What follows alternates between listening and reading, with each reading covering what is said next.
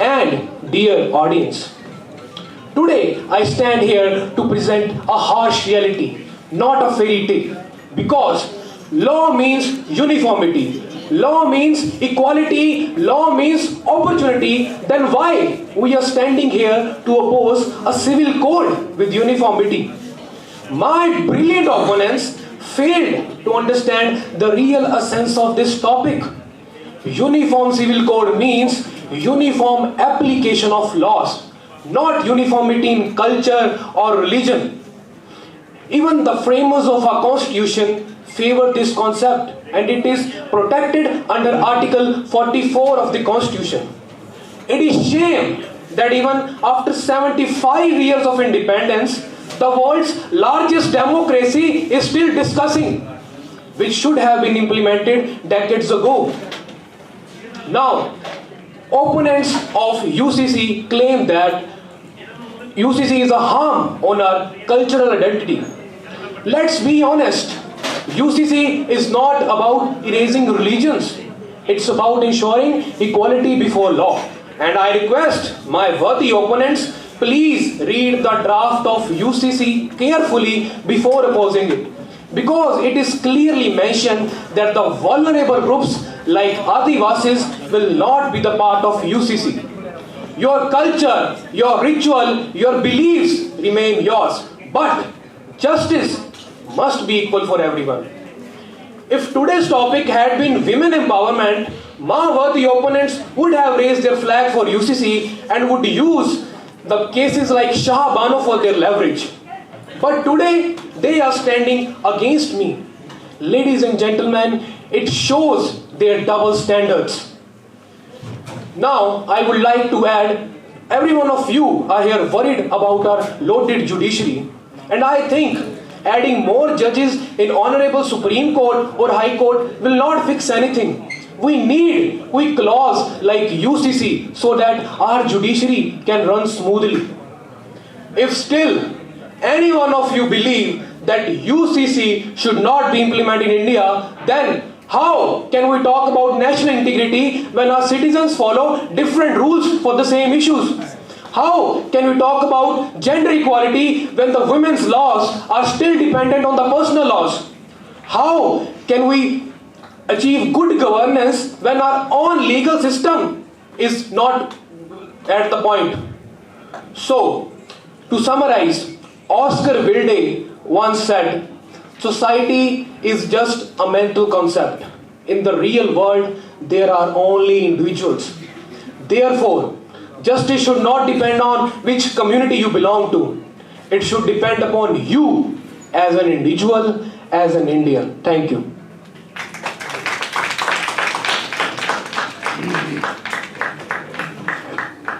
Now I invite participants from Zone Jhelum to speak against the motion. Participant from Zone Jhelum to speak against the motion on this dais.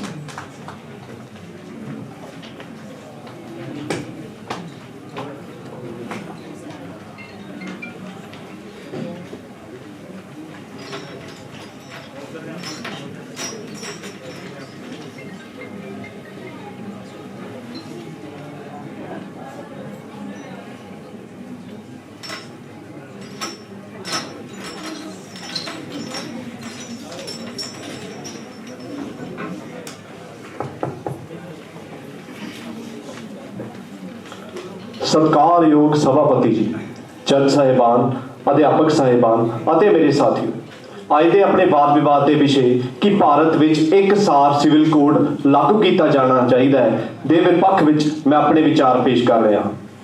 ਵਿਸ਼ੇ ਦੇ ਪੱਖ ਵਿੱਚ ਵਿਚਾਰ ਪੇਸ਼ ਕਰਨ ਜਾ ਰਹੇ ਅਤੇ ਦਲੀਲਾਂ ਪੇਸ਼ ਕਰਨ ਜਾ ਰਹੇ ਮੇਰੇ ਸਾਥੀ ਇਸ ਸਦਨ ਨੂੰ ਗੁੰਮਰਾਹ ਕਰਨ ਦੀ ਕੋਸ਼ਿਸ਼ ਜ਼ਰੂਰ ਕਰਨਗੇ, ਪਰ ਲੋੜ ਹੈ ਇਸ ਵਿਸ਼ੇ ਨੂੰ ਸਮਝਣ ਦੀ, ਇਸ ਵਿਸ਼ੇ ਤੇ ਵਿਚਾਰ ਕਰਨ ਦੀ।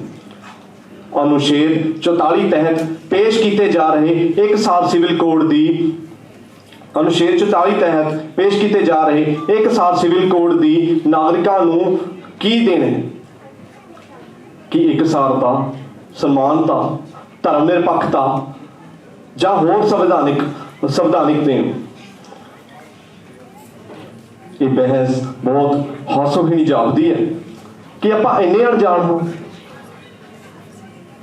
ये बहस बहुत हासोहीणी जानती है कि आपां इन्ने अणजाण हां।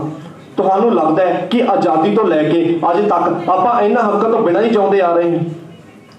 हुण तुहानूं अपने संविधान की याद जरूर आ रही होगी। वो संविधान जिसनूं बनन विच 2 साल 11 महीने 18 दिन का समा लग्या। वही संविधान जिसने अपने देश नूं राजनीतिक ढांचा प्रदान किया। वही संविधान जिस कारण अपना देश अज के समय तक पहुंचा। साडा संविधान साडे नागरिकां नूं उन्हां दे बुनियादी हक प्रदान करता है। साडा देश इस दे विच धर्मां नूं सत्कार बख्शदा है। साडा संविधान इस इत्थे रहण वाले जातां अते समाज नूं उन्हां दी वखरी वखरी पहचान दिंदा है। ते गल हो रही है एक सार सिविल कोड लागू करन दी। तो सभापति जी, मैं दस देना चाहूँगा कि यह कोड साडे संविधान की आत्मा के खिलाफ है। भारत देश, भारत वर्ष की पहचान इसकी बहुभाषा विच ही है। इत्थों के वक्रे वक्रे सभ्याचार अपनी वक्री वक्री महक खिलारते हैं। इत्थों के धर्म इसनूं संपूर्ण करते हैं अते यह कोड इस खूबसूरती नूं भंग कर देवेगा। आपां गल करते हैं इस कोड नूं लागू करन दी, पर जो हक इस कोड राहीं आपां नूं मिलने हैं वो हक तो अपने संविधान ने आपां नूं पहले ही प्रदान कर दित्ते। हुण मेरे साथियों ने गल की समानता की, औरतों के हकों की अते उन्हां दे विआहता जीवन की। तो मैं उन्होंने ये गल दसना चाहूँगा कि धर्म अते समाज को वक्रो वखरे संकल्प हैं। धर्म ते समाज दो वक्रो वखरे संकल्प हैं।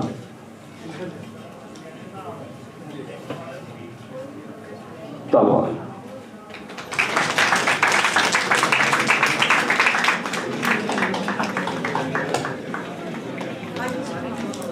Participant from Zone Krishna to speak for the motion. Zone Krishna. Zone Krishna तो बाद कावेरी ते रावी ते स्पीकर्स ने जड़े वो तैयार रहे।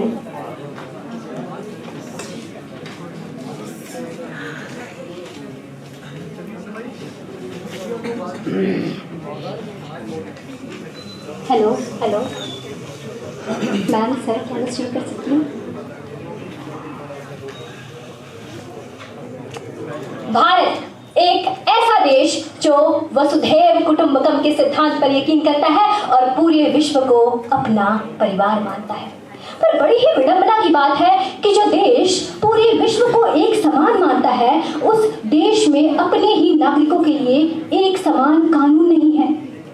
जी हाँ, उस देश में अपने ही नागरिकों के लिए एक समान कानून नहीं है। और आज इसीलिए मैं आज इस विषय पर यूनिफॉर्म सिविल कोड या कहूँ कि एक समान नागरिक संहिता पर अपने कुछ विचार और तर्क प्रस्तुत करने जा रही हूँ और इस विषय के पक्ष में प्रस्तुत करने जा रही हूँ। यहाँ पर उपस्थित सभी माननीय अध्यापकगण, निर्णायक मंडली और श्रोतागणों को मेरा सादर प्रणाम।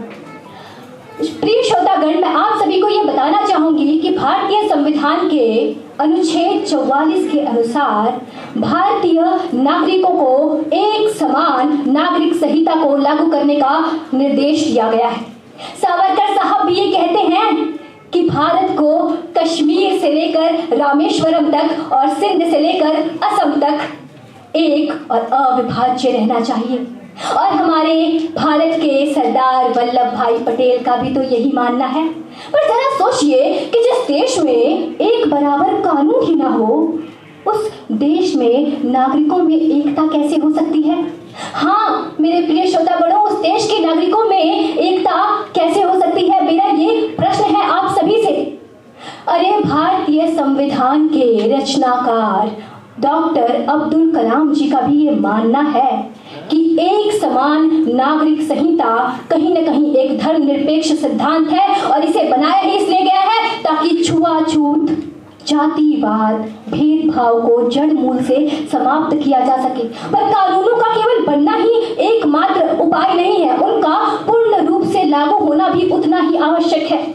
और इस कानून के पूर्ण रूप से लागू न होने का परिणाम ये हुआ कि आज भारत से बाल विवाह जैसी समस्याएं पूर्ण रूप से खत्म नहीं हो पाई हैं। उदाहरण के लिए NCPR की 2023 की गणना के अनुसार भारत में आज भी करीब 6083, ध्यान दीजिए श्रोतागण, करीब 6083 मामले देखे जाते हैं।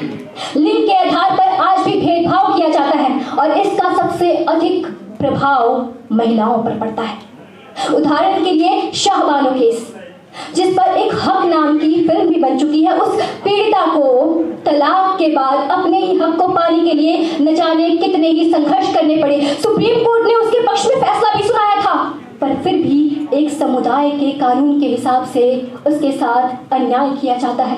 तब मैं आप सभी से एक प्रश्न पूछती हूँ कि क्या ये सही था?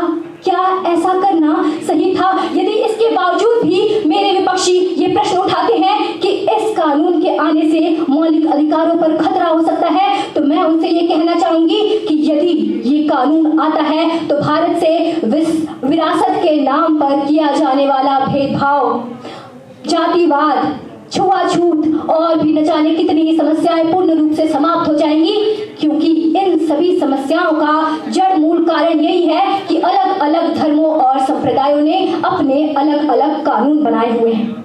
यहाँ मैं किसी धर्म या समुदाय का विरोध नहीं कर रही, पर हाँ, धर्म मनुष्यों के लिए बनाए जाते हैं, मनुष्य धर्म के लिए नहीं। पर आजकल के ये धर्म के तथाकथित रक्षक धर्म के नाम पर मनगढ़ंत और बेबुनियादी कानून बनाकर लोगों पर अत्याचार करते हैं और उन पर दबाव डालते हैं। आज भी हम रूढ़िवादी सोच में पल रहे हैं, जबकि हम 21वीं सदी में जीते हैं। इन सभी समस्याओं का केवल और केवल एक ही निदान है, और वो ये है कि भारत में पूर्ण रूप से एक समान नागरिक संहिता को लागू किया जाए, और इससे अपराध दर में भी तो कमी देखी जा सकती है। उदाहरण के लिए गोवा में जब इस कानून को लागू किया गया तो वहां पर 22% तक अपराध दर में कमी देखी गई। यही नहीं, उत्तराखंड में जब इस कानून को लागू किया गया तो वहां पर भी 38% तक अपराध दर में कमी देखी जा सकती है। मेरे प्रिय साथियों और विपक्षियों, कृपया ये समझने का प्रयास करें कि ये कानून हमें जोड़ने के लिए नहीं, हमें तोड़ने के लिए नहीं, हमें जोड़ने के लिए बनाया गया है। और यदि इस कानून को लागू किया जाता है तो मैं ये दावे के साथ कह सकती हूँ कि हमारा भारत एक बार फिर से अखंड भारत बन सकता है, मेरा भारत एक बार फिर से विश्व गुरु बन सकता है। पर यदि इस कानून को समय रहते लागू ना किया गया तो मैं ये दावे के साथ ये भी कह सकती हूँ कि हमारा भारत इन अलग अलग कानूनों के कारण न जाने कितने ही भागों में टूट जाएगा और जिसे फिर जोड़ना असंभव हो जाएगा। धन्यवाद।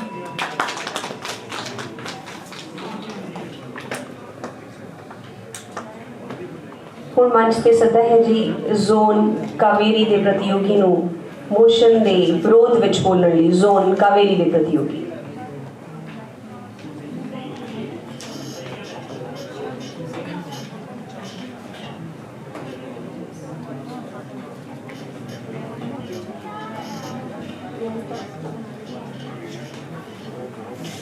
As Dr. B.R. Ambedkar once said, that the world look interesting because we are different. And the second we all become clones of one another, it is the end of cultural harmony and individuality. Greetings one and all. Today I stand before you to speak against the motion. Should uniform civil code be implemented in India? Uniformity. Sounds beautiful, doesn't it? One nation, one law, one identity. But my dear audience, what seems beautiful and uniform on paper might often be very different in practicality. And if you wish to understand why, then look around us. We are here at a youth festival where more than 2,500 students are participating, coming from 212 different colleges, each one with some unique talent. But imagine if everything here were the same. Would it still feel like a festival? Or would it feel like a dull parade of sameness? That, my dear audience, is exactly what the Uniform Civil Code threatens to do to the soul of my Bharat. Oh, my worthy opponents, you love to claim that the Uniform Civil Code will bring unity and equality. But before making laws uniform, shouldn't we make our living standards uniform? We live in a country where people still battle poverty, unemployment, and hunger. And this is our priority. Even the Law Commission of India agrees that the UCC is neither necessary nor desirable at this stage. So I ask you, my dear audience, do we need a uniform civil code, or do we need a uniform standard of living first? And now comes the next masterpiece from my worthy opponent's logic book. They claim that UCC will vanish all disparities. Oh, thank you, Captain Obvious. But because the minorities community feel like it is more like losing individuality rather than feeling that it is equality. The Shah Bano case sparked outrage when the Muslims felt that their personal law were being ignored. The Sarla Mudgal case is the very beautiful example that shows us that even with good intentions, conflict can happen when the religion and law collide. So I ask you, my respected judges, do we need unity that comes through understanding or unity that comes through pressure? I wonder if they realize that this doesn't make any sense. My fellow debaters claim that UCC will bring gender justice. But my dear audience, if a single law has the capacity to bring justice to women, then don't you think that the world would have been a beautiful heaven for women centuries ago? I ask you, my fellow debaters, do we need equality that uplifts us or equality that silences us? And now to those who cite about Goa and Uttarakhand as the successful examples in the implementation of UCC. Let me ask you, my fellow debaters, and let me also tell you that in Goa and Uttarakhand, even the Hindu, Muslim and Catholic laws differ. The Hindu-Muslim can still practice polygamy while the Christian women face different divorce terms. So if UCC is struggling in such a small state, then how can we even expect it to succeed in a nation as vast as India? And as Mahatma Gandhi once said, that the day we will make every Indian identical is the day we will lose everything that make India incredible. So my dear audience and my respected judges, I urge you with every ounce of reason and every beat of your conscience to reject this motion altogether. And if even the head of our nation glorifies diversity over uniformity, then who are we to argue? He proudly claims that the beauty of India is in its diversity and the strength of India is in its unity in diversity. Thank you, one and all. Thank you, Vijay. Now I would like to invite the participant from Zone Ravi to speak for the motion.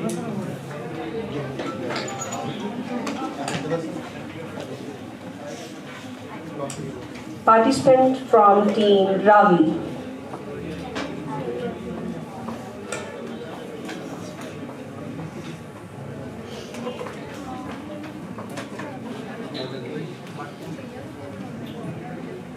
Hello.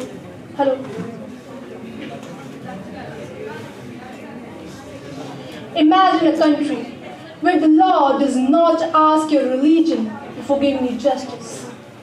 A country where every man and woman, Hindu or Muslim, Sikh or Christian, truly stands equal in the eyes of law.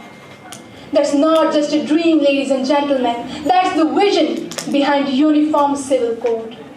With this, my very warm greetings to all the respected jury members and my esteemed audience. Today I, student from Code Ravi, stand here to support the motion in the House that should Uniform Civil Code be implemented in India. First of all, let us understand what this proposal truly means. So the UCC, or the Uniform Civil Code, simply says that every citizen of India, irrespective of religion, should be treated equally under a common set of laws, whether it is about marriage, divorce, inheritance, or adoption. It sounds simple, right?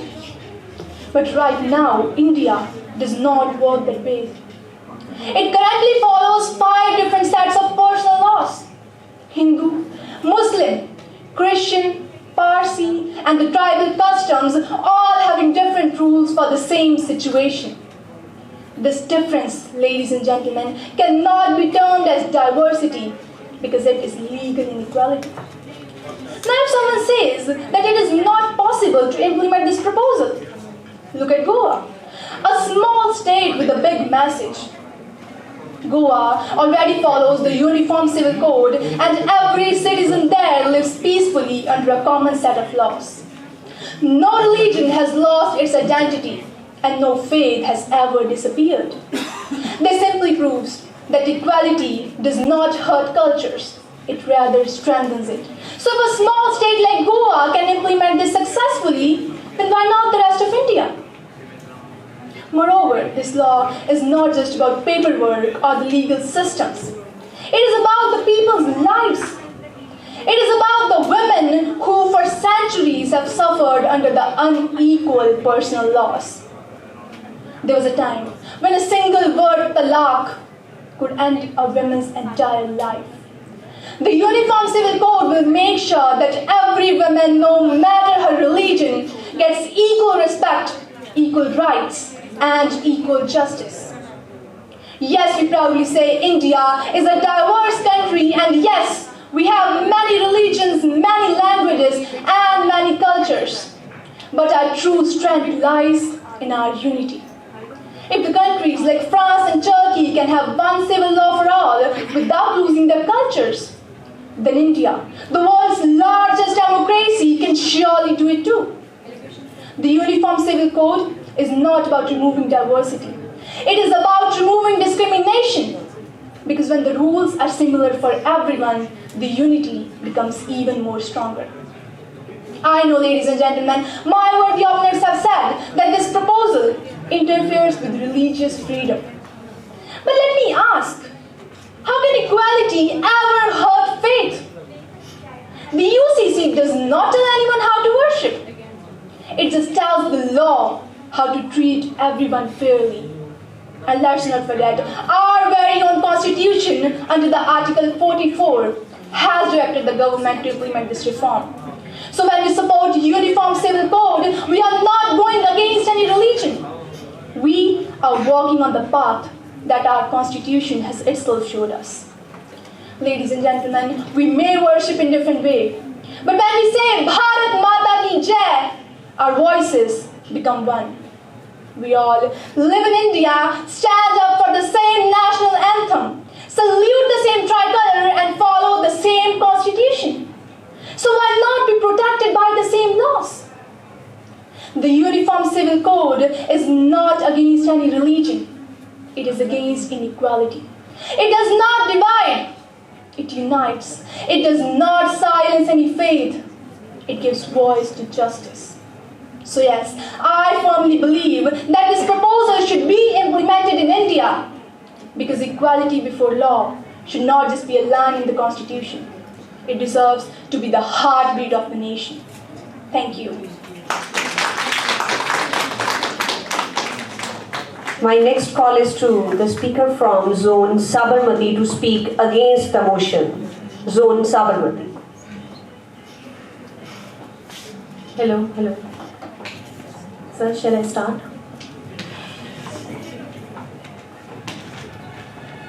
Uniformity is not unity. It's the death of diversity.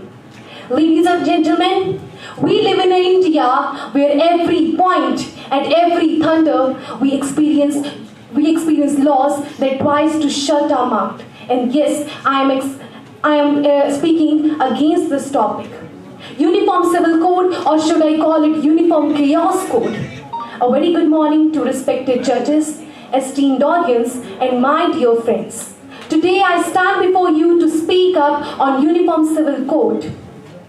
In India, We live in a country that is not a homogeneous society. We don't have a homogeneous society. They say that UCC will foster unity and secularism. Unity? India, ladies and gentlemen, I must say but in capital letters that India is not a melting point. It's a state where every religion, everyone has an equal right for the voice. If it's really about gender parity, then say it aloud. Say it. Why to hide it behind the labels of UCC? Because it's not about empowerment, it's about politics. They say it's reform, I say it's rebranding of the same old politics. They say it's control, they say it's equality, I say it's control. It's not the uniform civil code, it's a uniform political agenda. Integration, my foot, it's assimilation. They say it's in our constitution, Article 44, waving like the forgotten to-do list. But ladies and gentlemen, in our constitution, there is Article 21 for liberty and life. So we all have to live the same life. How ironic is that in the name of equality, we are violating the very principles that make India truly India, ethnocentric. That's what the real word it defines. Imposing laws will be an ethnocentric move. How can we celebrate diversity if we keep on viewing others' culture through our own tinted glass of diversity, of our own beliefs? Ladies and gentlemen, UCC says that it unites us like a big happy family. More like celebrating Eid, Diwali and Christmas in one single holiday. Ladies and gentlemen, I must say, but in capital letter, that uniformity is not unity. It's the diminish of it. It's diminishing our identity of being India, of being Indian. Ladies and gentlemen, in last I would like to conclude by saying that who decides what equal? In Islam, marriages are based on contract. In Hinduism, marriage is based on religious sacrament. Then how do you make one law that decides that this is right and this is wrong? In one community, for example, in tribal societies, dowry is given by the man. In other, it is taken by the women. And then comes the emotional argument that UCC will foster women's right. But no. These are the same people who forget to give even the seats to the women in the buses and then declare themselves as the champions of women empowerment. Unity will come, equality will come when we will allow our husbands, when the law will be made, when that ensures that husbands wash utensils once a week. That's real equality. So in end, I would like to conclude that we need a unified mindset, a uniform mindset, a unified common sense. In laughter, in tears, in storms, in endless sacrifice, in heights and loneliness, we must stand with our heads high and we must remember this truth that our India is a diverse country. Thank you. AC Zone Sabarmati. बिना किसी देरी तो मेरी अगली call है zone Chenab दे वक्तां नू जो इस मोशन दे पक्ष विच बोलणगे. जोन चिनाब. इस तो बाद जोन यमुना ते जोन सिंधु दे जो पार्टिसिपेंट्स ने वो तैयार है.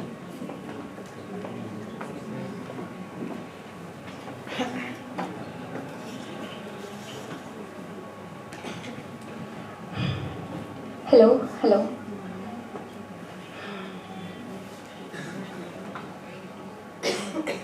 Sarve bhavantu sukhinah, our wages and sages once chanted. From our Gitas and Saf to our Qurans, everything. Why are we still having different laws for different people? When our Ik Onkar says one truth, when Guru Nanak's light is there, why do we in a nation full of diversity, we still have inequality? Greetings to one and all. I'm Parishti Thakur from Team Court Chenab, standing firmly in favor of the motion that yes, Uniform Civil Code must be implemented in India. And today, my debate will revolve around two key arguments. My first argument is, does equality truly And my second argument is that does unity and strength actually mean fairness? Now, when I talk of my first argument, I remember a quote of Dr. B.R. Ambedkar. He said that the parliament, nobody can stop having one nation can I start again? All right.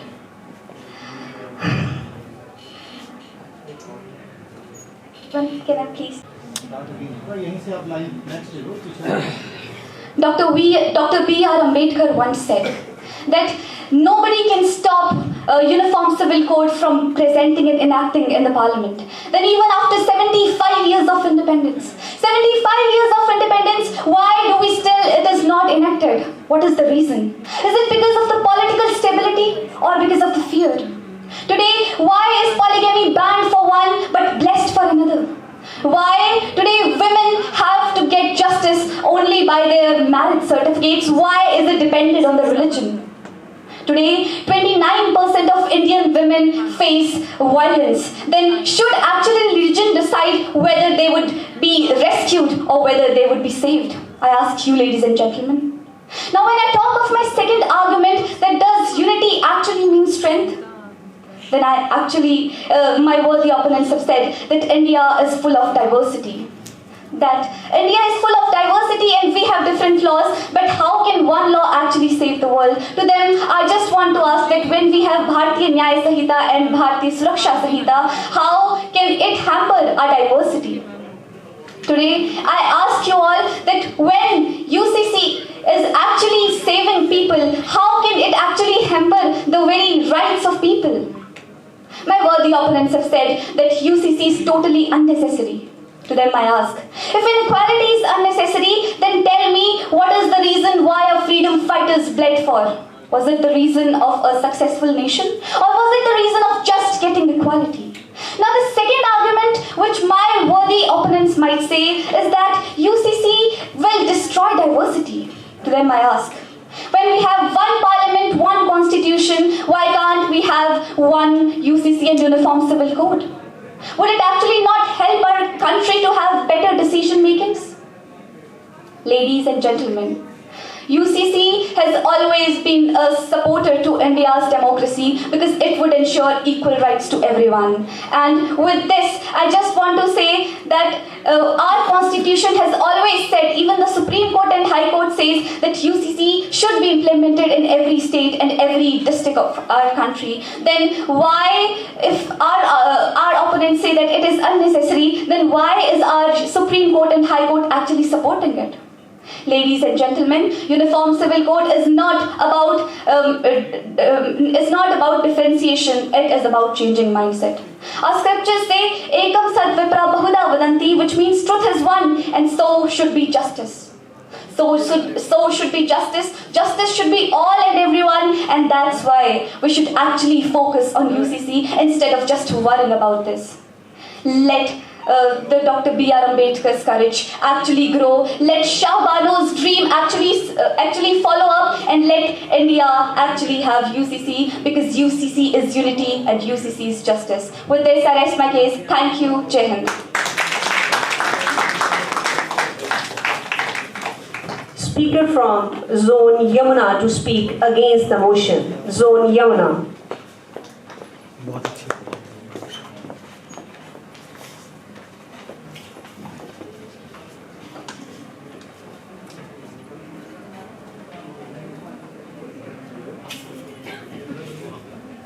Today, it is one nation and one law.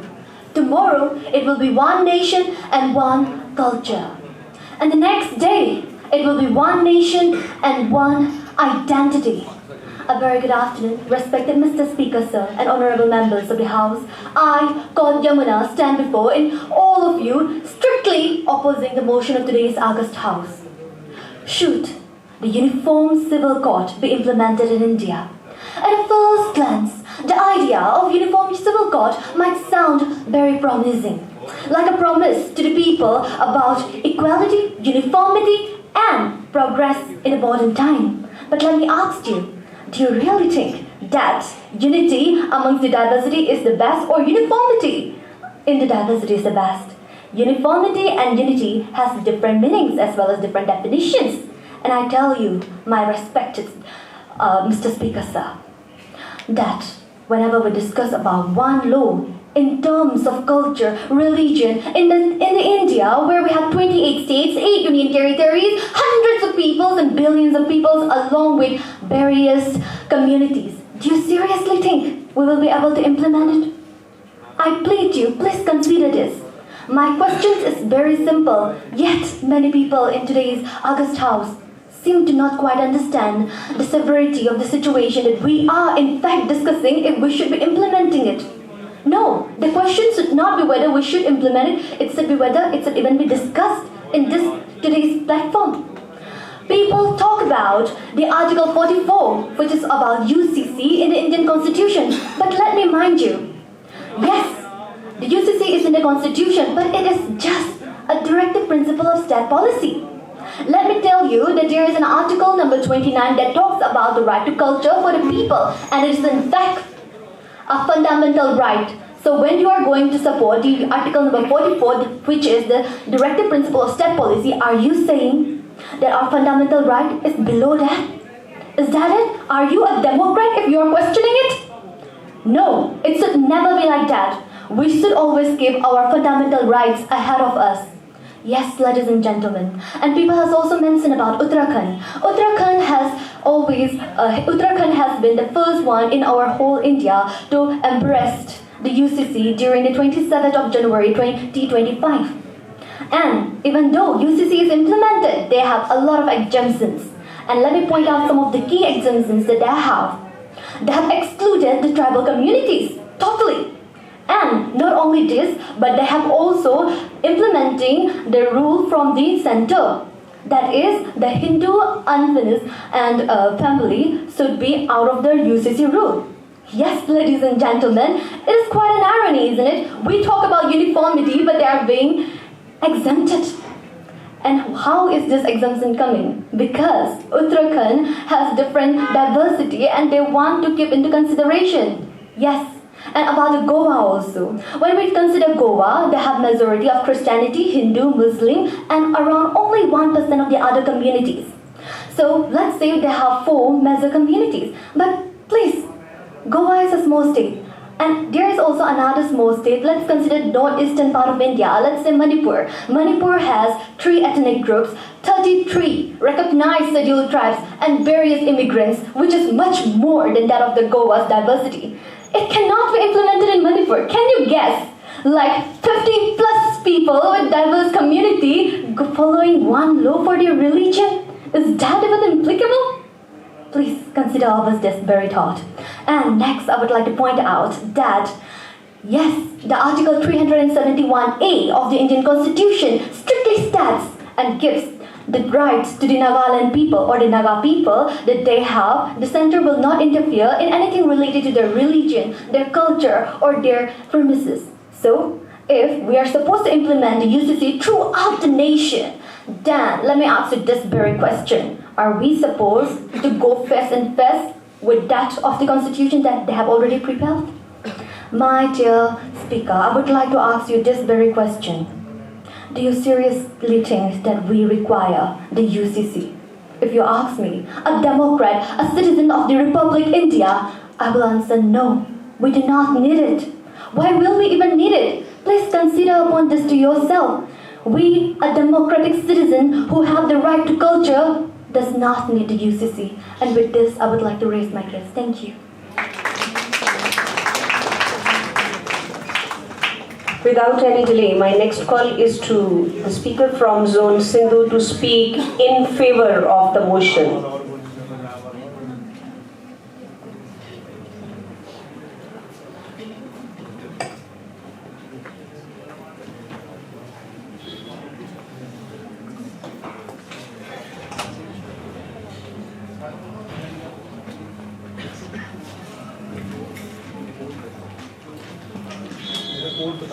Sindhu.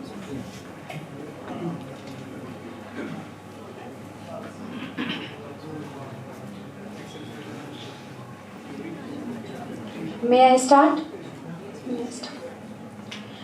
ना हिंदू बनेगा ना मुसलमान बनेगा, इंसाफ की चौखट पर सिर्फ और सिर्फ इंसान बनेगा। आदरणीय निर्णायक मंडल एवं मेरे प्यारे साथियों, सादर नमस्कार। सदन का मत है कि भारत में समान नागरिक संहिता लागू होनी चाहिए। जी हाँ, सदन के मत से मैं सहमत होते हुए इसके पक्ष में अपने विचार प्रस्तुत करूंगी।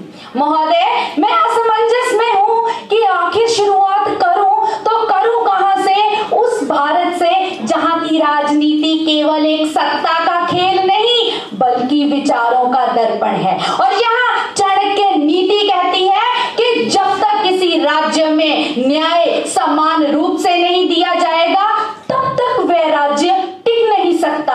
और आज यह भारत देश जब वासुदेव कुटुंबकम की भावना के साथ विश्व गुरु बनने की राह पर अग्रसर है, तो आज हमारे सामने मुद्दा उठा है, क्या भारत में समान नागरिक संहिता लागू होनी चाहिए? जी हाँ, समान नागरिक संहिता यानी पूरे भारत में सभी नागरिकों के लिए एक ही कानून, चाहे वो किसी भी धर्म, किसी भी जाति या किसी भी समुदाय के हो।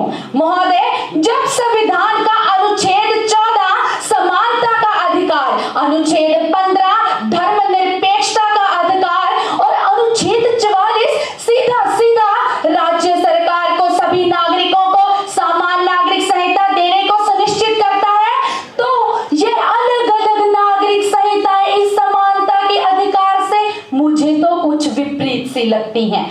मैं ये बता देना चाहूंगी कि भारत में एकमात्र समान नागरिक संहिता को लागू करने वाला राज्य गोवा 1961 से अन्य राज्यों के मुकाबले में वहां पर लिंग समानता, तलाक की दर में 35% तथा संपत्ति के आधार पर उठने वाले विवादों में 70% कमी पाई जाती है।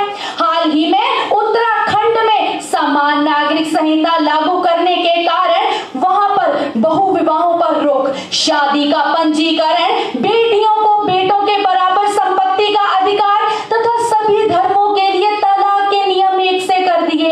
मेरे विरोधी साथियों को मैं यह भी बताना चाहूंगी कि विश्व पर एक झांकी मारे जर्मनी, जापान, रूस, अमेरिका, दक्षिण अफ्रीका, दक्षिण कोरिया, सन 2021 से चाइना और सन 1926 से तुर्की में समान नागरिक संहिता लागू की जा चुकी है, जो अन्य कई विकसित देशों के लिए एक मिसाल बनकर सामने आई। और संयुक्त राष्ट्र 2023 तो यह भी कहता है कि इन देशों में औरतों की भागीदारी 35% अधिक तथा सामाजिक स्थिरता 25% अधिक है। तो भारत में इस पर विवाद क्यों उठ रहे हैं? नीति आयोग तो यह भी कहता है कि भारत में समान नागरिक संहिता लागू होने से अपराध के क्षेत्र में 40% कमी लाई जाएगी। शायद इसी नुकसान की बात मेरे विरोधी साथी कर रहे हैं। महोदय, एक प्रश्न मैं पूछना चाहती हूँ कि जब एक देश में समान मतदान अधिकार, सभी के समान मौलिक अधिकार है, तो यह धर्म के नाम पर अलग अलग संहिताएं क्यों? क्या मेरे विपक्षी साथियों को सन 1985 के कटघरे में खड़ी शाहबानो नजर नहीं आती, जो रोह रोह कर अपने 5 बच्चों के जीवन के लिए न्याय मांग रही है? क्या सन 1985 सल्ला मृदुल का मामला, 1996 में पन्नालाल बंसीलाल का मामला, सन 2000 शाहना हाशमी का मामला और 2014 लिलित थॉमस का मामला, आमतौर पर बात करूं तो भारत में 25 लाख मामले सामने आते हैं। 25 लाख मामले, आज भी 32% औरतें संपत्ति के हकदार हैं। महोदय, ऐसे में हल सिर्फ एक ही सामने आता है, समान नागरिक संहिता, जिससे औरतों के अधिकारों की सुरक्षा, धर्म के नाम पर होने वाली लड़ाई झगड़ों में खात्मा और तो और न्याय प्रणाली भी स्पष्ट हो जाएगी। भारत में आज 5 तरह के कानून, हिंदू कानून, मुस्लिम कानून, ईसाई कानून, पारसी कानून और कितने ही यहूदियों के कानून हैं, परंतु उसी भारत की कानून कमीशन 2023 की रिपोर्ट बताती है कि 62% भारतीय समान नागरिक संहिता की मांग कर रहे हैं। मैं दृढ़ता पूर्वक स्पष्ट में पक्ष में खड़ी होती हूँ कि जिस प्रकार पर्दा प्रथा, बाल विवाह, अन्य कई कुरीतियां समाज से खत्म की गई, उसी प्रकार समान नागरिक संहिता भी एक सुधार होगा। धन्यवाद।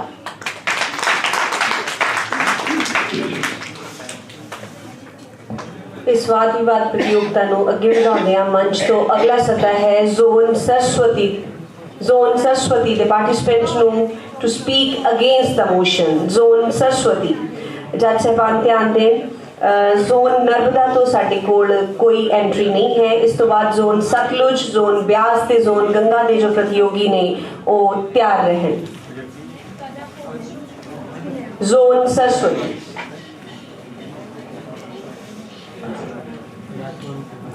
हेलो,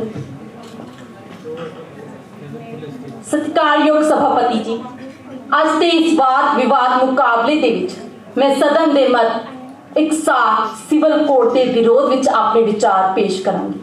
ਸਭਾਪਤੀ ਜੀ, ਮੇਰੇ ਤੋਂ ਪਹਿਲਾਂ ਮੇਰੇ ਕੁਝ ਸਾਥੀ ਇਸ ਮੰਚ ਤੋਂ ਇਹ ਕਹਿ ਕੇ ਗਏ ਹਨ ਕਿ ਸਿਵਲ ਕੋਡ ਲਾਗੂ ਕਰਨ ਦੇ ਨਾਲ ਇਕਸਾਰਤਾ ਆਵੇਗੀ।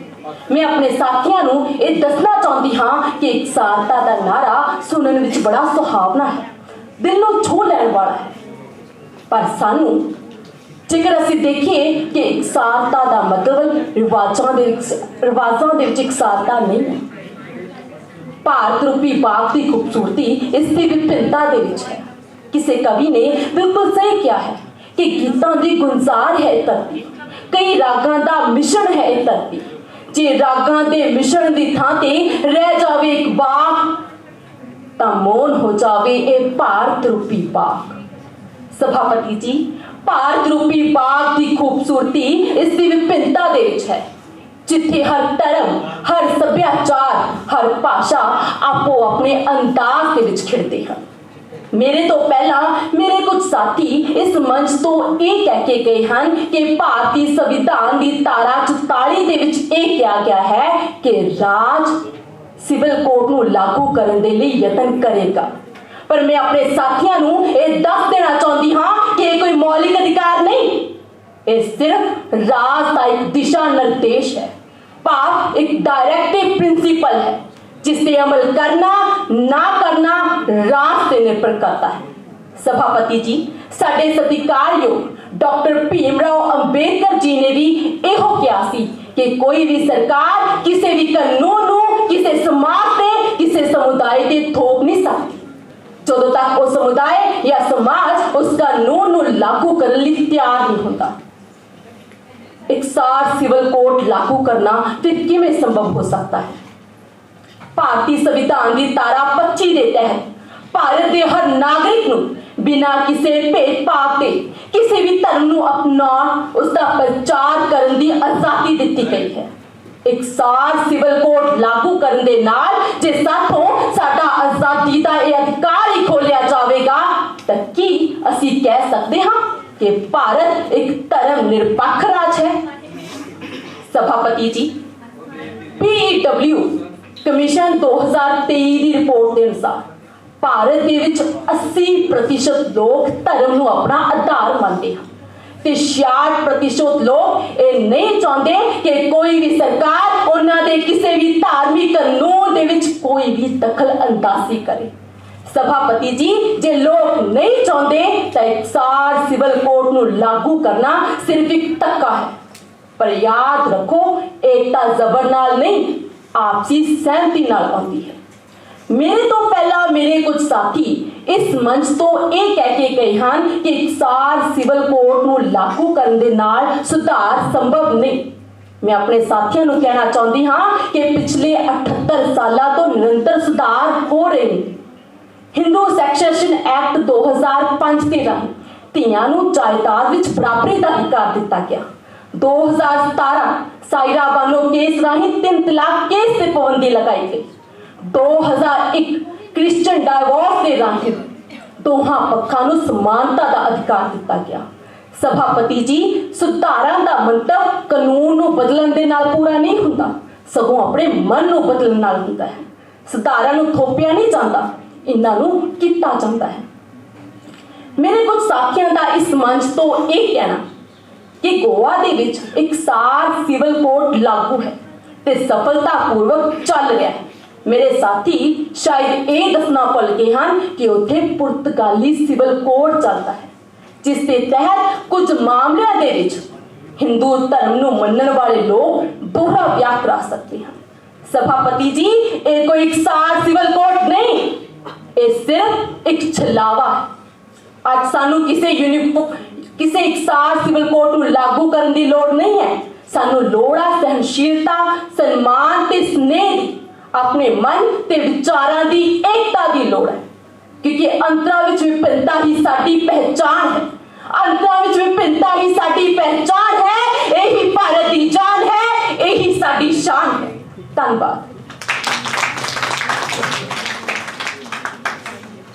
I would like to invite on the stage the participant from Zone Satluj to speak against the motion. Zone Satluj.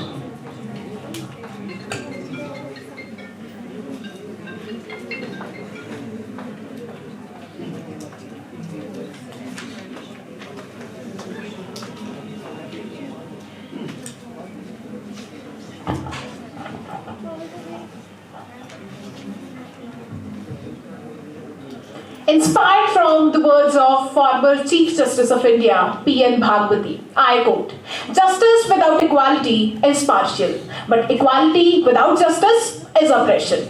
Well, very warm greetings to respected dignitaries and to all the nation builders adorning this hall. I, Arshit Kaur from College Code Satluj, stands here before you to speak against the notion that should Uniform Civil Code be implemented in India. Well, Uniform Civil Code is a socio-legal transformation in a complex, diverse and digital age. And since ancient times, from that Mahabharata and Ramayana, India is a land of diversity. And during the age of Mahabharata, Dharma itself was interpreted differently by Bhishamadama, Draupadi, Arjuna and Karna, signifying that even thousands of years ago, civil conduct and morality were collision, not an uniform. And in modern India, Constitution Article 44 indicates that states shall endeavor to secure citizens' uniform civil code throughout the territory of India, but just as a directive principle of state policy. And adding to it, the Law Commission of India 21st report of 2018 concluded that Uniform Civil Code is neither necessary nor desirable at that time. And moreover, many legal arguments stated that implementation of Uniform Civil Code will surely violate Article 25 and 29 of Indian Constitution, thereby threatening the basic structure of Indian Constitution affirmed through Keshwanand Bharti versus State of Kerala 1973. Ladies and gentlemen, India is not just merely a country. It is a civilizational mosaic of a culture, tradition and faith. Just for instance, in Hindu law, marriage is sacrament. In Islamic law, it is contract. And in Christian and Parsi law, it is a civil norm. And then merging them into a single mechanical framework is then seems like fitting a rainbow with one single color. Well, my worthy opponents has just stated that Uniform Civil Code will bring gender equality, but in practice, one fits law will surely ignore those social realities of women from different communities. In matrilineal communities of Kerala and Meghalaya, especially Khasi and Nehru tribes, and for those tribal women of countless Adivasis communities in northeastern India, then implementing Uniform Civil Code that is based on patriarchal mindset will surely snub their right of inherent property and family names. And in legal terms, that Shahbanu case of 1985, Sarla Mugdal case of 1995, and that Sharia Banu case of 2017, judiciary has showed us a path that gender justice lies in awareness, implementation, education, not in uniform, that one blanket code. Ladies and gentlemen, today's social norms are changing rapidly, such as LGBTQAI++ community rights, that adoption and live-in relationships. But implementing Uniform Civil Code will surely become a rigid one code that will be not able to keep pace with changing India. And it will further surely leads to criticism and litigation under international human rights standards. as proponents will often cite that Goa's UCC model. But in reality, they are still following Portuguese Civil Code of 1926. India is home of 28 states and 8 union territories, with everyone having unique identity. Then implementing Uniform Civil Code will surely violate Article 371A, 371G, Schedule 5-6 of Indian Constitution associated with northeastern states. It will further wipe out those community codes and tribal councils of Ladakh and Arunachal Pradesh. And even globally, that Turkey's Social Uniform Code of 1926 and Egypt and Tunisia's reform and France's Napoleonic Civil Code are warning signs that India should heed before implementing UCC abruptly. So, in a nutshell, I just want to say that implementing Uniform Civil Code is like sowing a seed on a barren land. All this seems lawful, but lifeless. Let's harmony grow organically, not through compulsion, but through consent, conversation. Let's remember the golden Hindi sayings that एकता समानता में नहीं, विविधता में बनती है.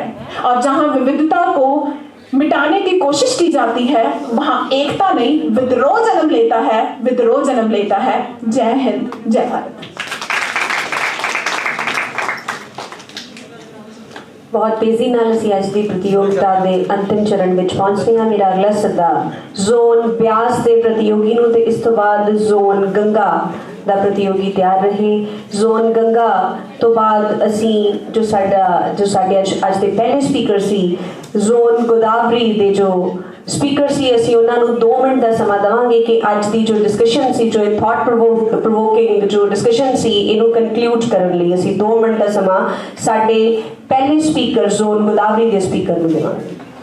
ਹੁਣ ਤੁਹਾਡੇ ਸਾਹਮਣੇ ਹੈ zone Beas. Injustice somewhere is a threat to justice everywhere. Honorable jury members, audience, and my fellow debaters, a very good afternoon to one and all present here.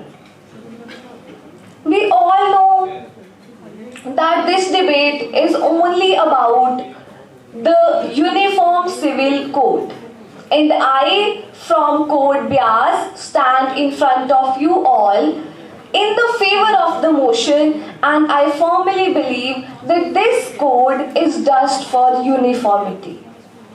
This is the code which will promote equality. I really don't understand why people here were comparing the equality on the basis of gender. Why people were relating this topic to women empowerment. It has no clue with that women empowerment. Article clearly says that the state shall endeavor to secure for the citizens a uniform civil code entire territory throughout the India. I don't understand why it's about women empowerment. Citizens include children, men, women, everyone. It never said that it is only for women for their equality. No. If any man is facing any problem, he will always be welcomed by this code to judge and get the justice at the same point. Another point was that if we are participating in youth festival, something like that, I don't understand that if we are participating in these youth festivals, we are having our own identity, but would it be acceptable to you that we get time limits, we get different rules as per our religion? For example, if somebody belongs to a particular religion, he or she will get the different rules. Would it be acceptable to you? Rather than going into the country, firstly just look inside you. Would it be acceptable? Not at all. If we preach about equality, equality begins at home only. If we will not see people of our home equally, how can we preach about the equality? If any one of us is doing any kind of crime, we know that the legal result would be same for each one of us. But if there are personal matters, the result gets changed. Is this acceptable? Not at all. India is the world's biggest democracy. Everybody looks around India.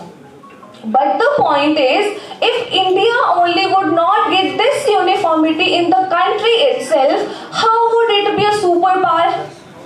Not at all possible. I accept the people says that it is about the religion. Not at all. This code does not mean to remove your identity, to suppress your identity. No. It clearly states that your religion will be your religion. You can practice any faith, you can practice any belief. But the point is, at the end, if you need justice, you would not have to ask for justice on the basis of religion. Your religion is completely safe within your hands. And to these religion preachers, I would like to ask one question, that is, if somebody convert the religion to bypass the monogamy law and allow himself as polygamy, then where are these religious preachers? At that time, religion gets just used.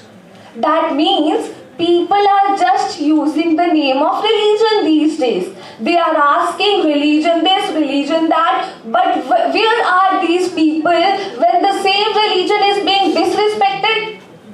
Our country can never mean to destroy or to diminish any religion, because it is the foundation of our country. And even we are religious people, every religion says that everybody is equal. No religion asks us to discriminate among people. Does there is any religion which asks us to discriminate among people? No. Religion is a very pure thing, and we are really contrasting religion, women empowerment with just a simple code, which means uniformity. And in conclusion, I would just like to say that Dr. Bhimrao Ambedkar once said that if we are unable to understand this, that doesn't mean it is not good for us. Thanks and have a pleasant day.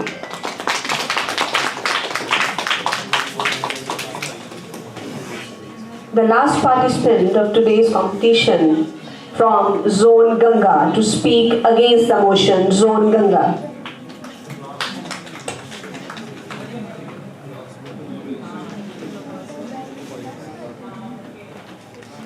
Hello, am I audible, judges?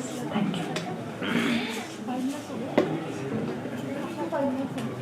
It's rightly said that not every flower has to be brought to the same length to make a garden beautiful. Good afternoon, honorable judges, respected faculty members, fellow debaters, and dear audience.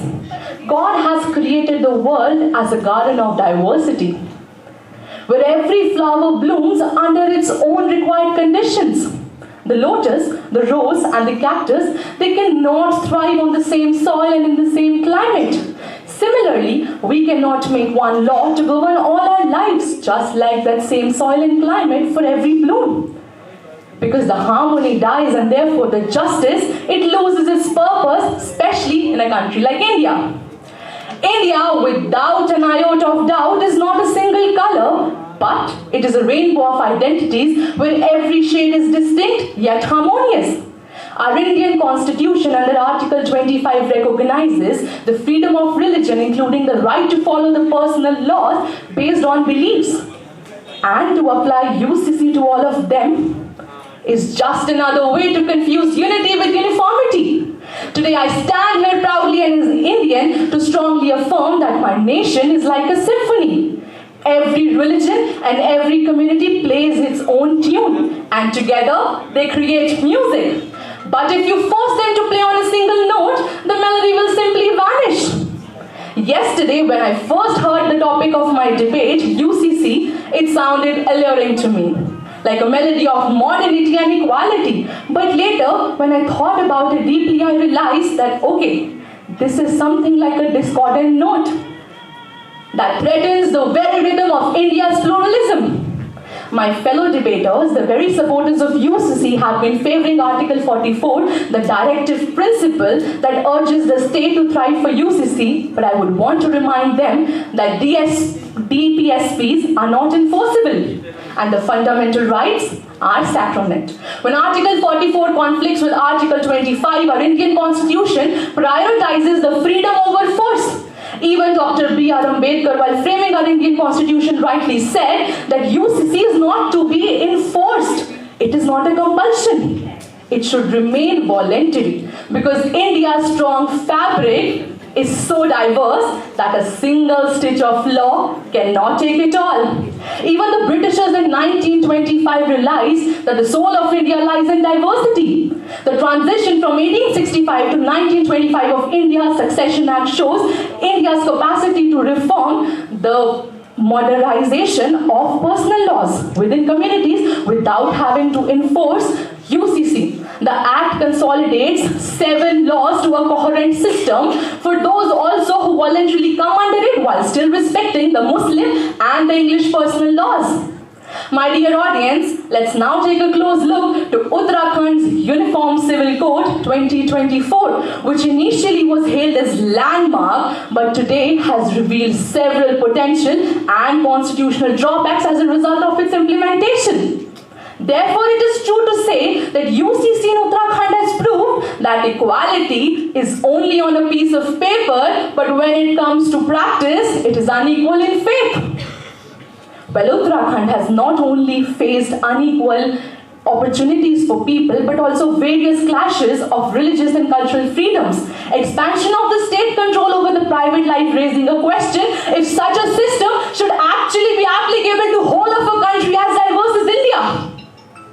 Now quoting the Sallah Mughal versus the Union of India 1995, which held that UCC is desirable and it should also evolve gradually, but practically it cannot be enforced. John Balaton versus the Union of India 2003 case that held that reforms must actually responsibly respect the diversity and should not be coercive. And lastly, how can we forget the Shaira Bano versus the Union of India 2017 case, a landmark judgment where our Honorable Supreme Court held gender justice without application of UCC. And that brings me to my point that India's constitution is renowned for its flexibility. It taking advantage over other countries who have rigid constitution because India's constitution respects diversities, the cultures and the religions that help them to make amendments and adapt reliably to the socially changing circumstances of a society. And therefore, in my conclusion, I would like to say that a rushed UCC is like becoming a political slogan and not a social solution. We don't need a law that actually divides people in the name of equality, but rather we need that people must be treated equal by uniting hearts. Thank you and have a wonderful day ahead.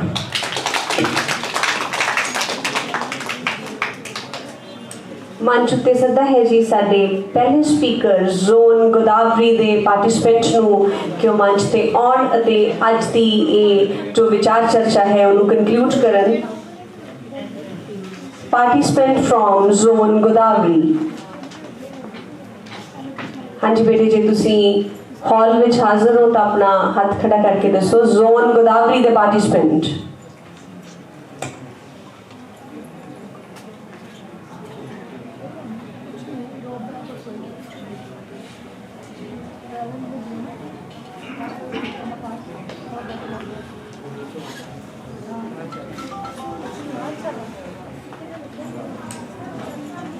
Zone Godavari ਦੇ participant ਮੈਨੂੰ ਲੱਗਦਾ ਹੈ ਕਿ ਹਾਲ ਵਿੱਚ ਹਾਜ਼ਰ ਨਹੀਂ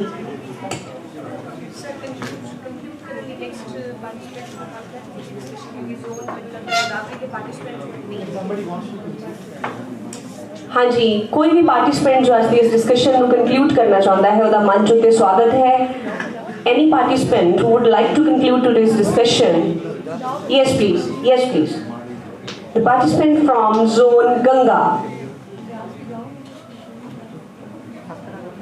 ma'am ये गुड़िया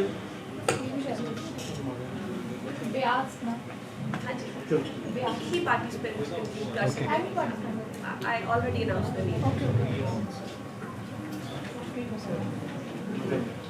जज साहबान ਦੇ ਧਿਆਨ ਹਿੱਤ ਕੇ 15 ਸੈਕਿੰਡਸ ਦਾ ਗ੍ਰੇਸ ਟਾਈਮ ਇੰਡੀਵਿਜੂਅਲ ਆਈਟਮਸ ਵਿੱਚ ਦਿੱਤਾ ਜਾਂਦਾ ਹੈ 15 seconds the grace time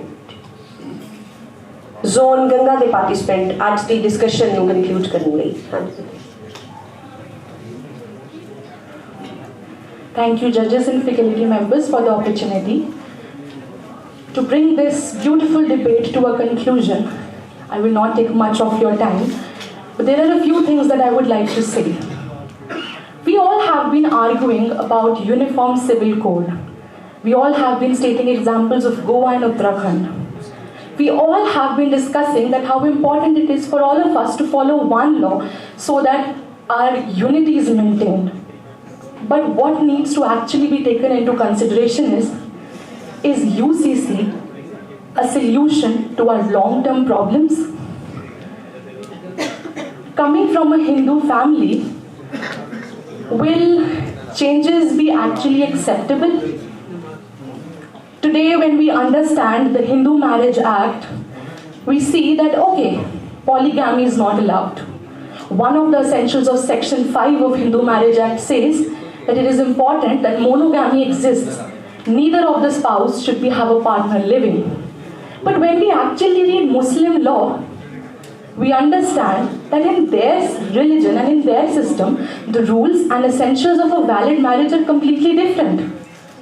We cannot say them wrong on the basis of law, because this is their custom that they have been practicing since a long time.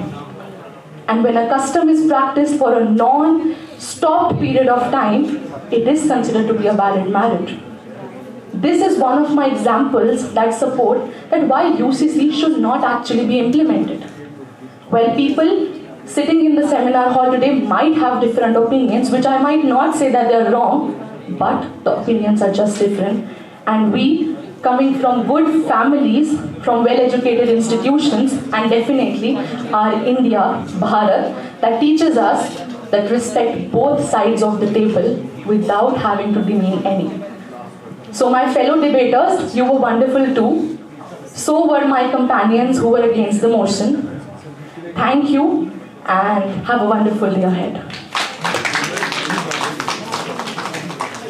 शुक्रिया बेटे वाद विवाद साडी संस्कृति का एक अटुट अंग रहा है गुरु नानक देव जी ने गोष्ठां रचाइयां गुरबाणी कहती है रोस ना कीजे उत्तर दीजे 100 विचार भिड़न दिओ 100 फुल खिड़न दिओ इसे परंपरा ਨੂੰ ਅੱਗੇ ਵਧਾਉਂਦੇ ਅੱਜ ਦੇ ਸਾਡੇ ਪਾਰਟਿਸਪੈਂਟਸ ਤੇ ਇਹਦੇ ਨਾਲ ਹੀ after this thought provoking discussion I invite the chairperson of the discussion Dr. Sandeep Singh from DAV College Chandigarh to conduct the voting on today's motion. Dr. Sandeep Singh from DAV College Chandigarh. Big round of applause for the chairperson of the day. Hello. Good evening all. I invite to you, please vote for the motion and vote against the motion. So how many you are for the motion? Kindly raise your hand.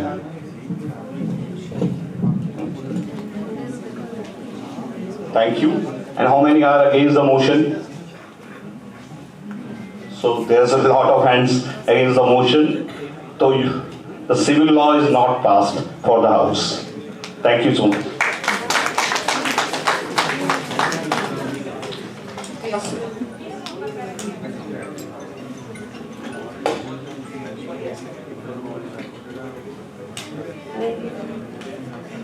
शुक्रिया sir साढ़े जज साहबान आज का result compile कर रहे हैं तो ये नाल ही जो एलोकेशन कॉम्पिटिशनस ने वो कुछ समय की ब्रेक तो बाद शुरू करवाए जाएंगे इस वेन्यू पे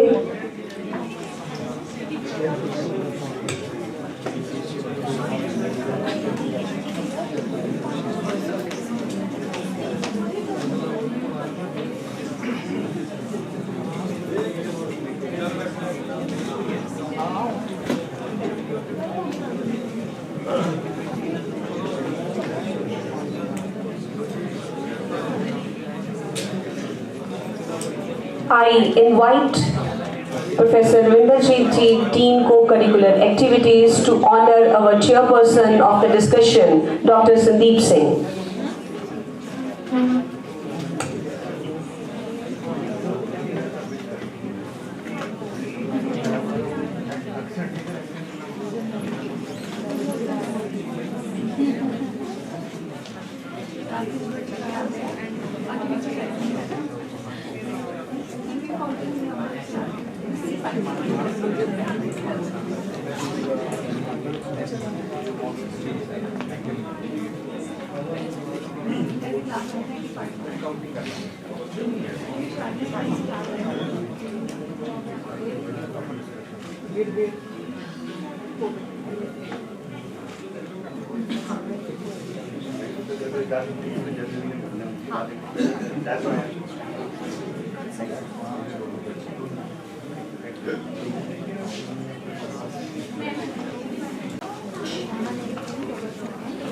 In 200 years to British rule, India looked at Japan, whose post-war economic miracle launched it to become fifth largest economy.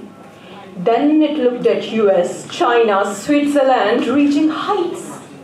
And finally it looked in sight, the land where Aryabhat wrote astronomical treatises in form of poetry, the land where Sushruth mastered plastic surgery before the West could even think of it.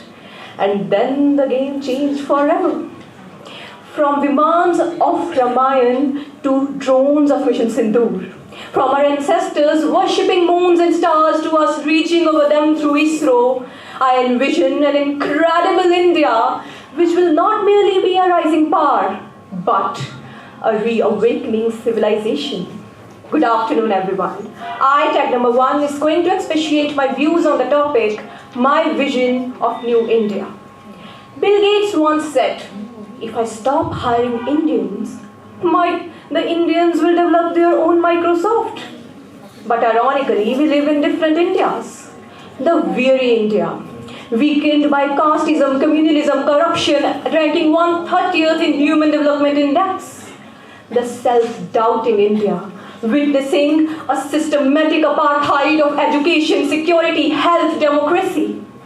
But every nation has its cracks, and it's through them that light enters. Today, we also live in digital India.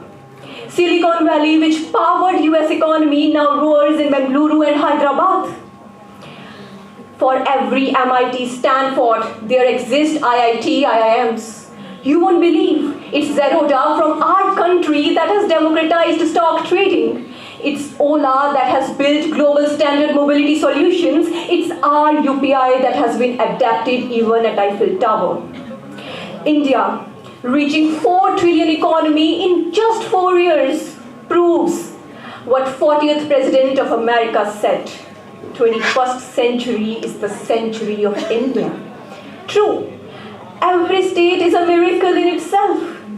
9 coastal states are not mere lines on the map, but are gateway for Asian trade, our gateway for blue economy.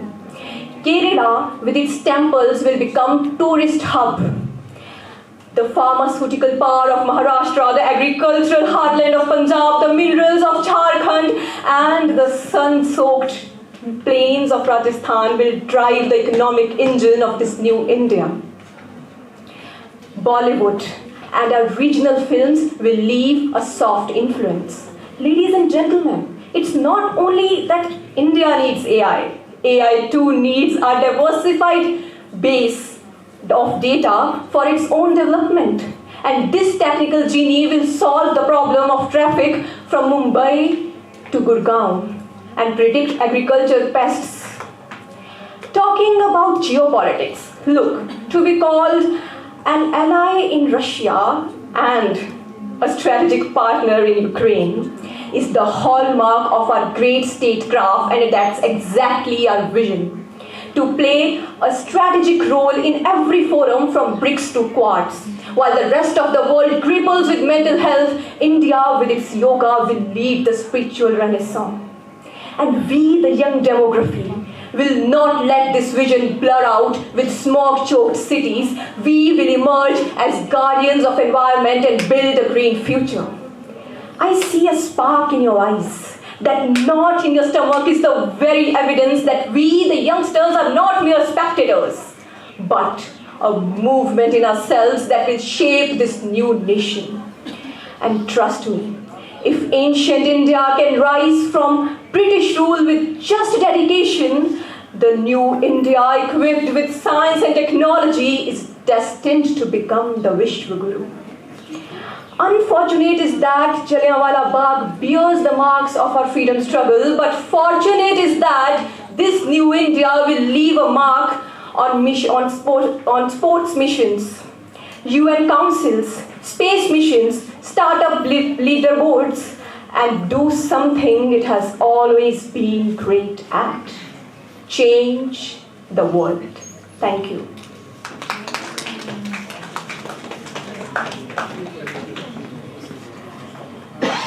Next, I invite Kritika Thakur from Zone Yamuna. After Kritika, I request Vanshita to be ready for the speech. And after Zone Yamuna, the next turn is for Godavari Zone, so kindly be prepared. Oh, sorry, it's Karika. Thank you.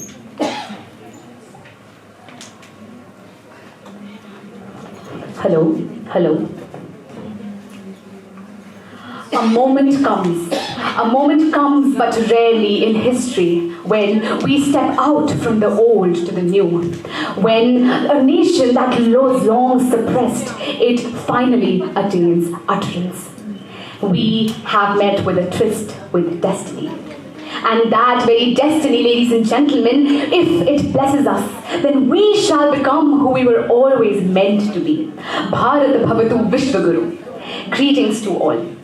1.4 billion people, 3.2 million square kilometers of area, and amongst all these voices, I stand as just one grain of sand from Team Code Yamuna. Just a young girl with a vision of a new India. And this vision, my friends, is not just mine alone. It belongs to the entirety of Bharatvarsh itself. It pulses with every farmer that turns the soil, with every youth and every soldier that dares to dream. However, whenever we talk about a new India, all we focus on is the idea of progress. But ladies and gentlemen, is having the tallest statue in the world all that there is? Ladies and gentlemen, our achievement lies in reaching our destiny, but right now we have a very long way to go. And that very destiny is my vision of a new India.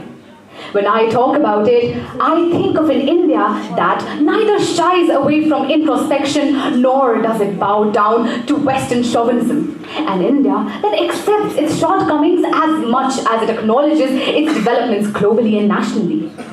Today, India is expected to become a 7 trillion economy by 2030, and it is the 4th most equal country in the world. But before we talk about these statistics, let's talk about the very first aspect of my new India, and that is the heart of our country. Ladies and gentlemen, the people. India breathes through its farmers, it lives in its villages, and it leads through knowledge. It envisions the future through all of us, to every single person sitting in this hall. And that is why my vision ensures quality of life as well as dignity provided to every individual, whether it's the tribal woman who goes on to vote, so on to the young children who go to school perhaps just to get a midday meal. It is the people, they are the ones who can take a nation from great to glorious. And that vision of glory, it lies down in my road to college. The potholes being filled and the street lamps lighting up at the correct time. And this very parallel could be seen in the loopholes in the foreign policy being filled, along with the geopolitical scene being lit up by diplomatic resilience and responsibility. Our soil, our mitti, ladies and gentlemen, gives us one new crop after the other. And this is the very soil that shall birth a new nation too. My vision directly reflects Abdul Kalam's ideals, his 3-tier model, which includes development, nationalism, but most importantly, freedom for all individuals. However, here comes the contradiction. We talk of a Viksit Bharat with air quality that chokes with PM 2.5. Also, we think of being the fourth most equal country, but ladies and gentlemen, here the 10% people hold 40% of the nation's wealth. However, in my dream India, all these issues have been tackled already. With help of anti-corruption laws, smart city models, cloud seeding mechanisms, and on and on. That India is a nation that doesn't complain, that doesn't compromise. It is a nation that corrects. You might think that since we are talking about moving towards novelty here, we are leaving our roots behind. But that is not true, because instead here we are talking about remembering our roots, remembering Chanakya's concept of Akhanda Bharat, remembering Charak and Panini's Indian knowledge system and the values therein, remembering that India was once the golden bird and it is finally time for us to rise once again. Oh, that's too idealistic, you might say. But ladies and gentlemen, in this very idealism lies the power of defiance. And that is why today, as a young girl, as a citizen of India, I stand here and I close my eyes and I hear the beats of everyone's heart thumping to the echo of Jana Gana Mani. And that, ladies and gentlemen, that is my dream. That is my vision. Thank you. Jai Hind.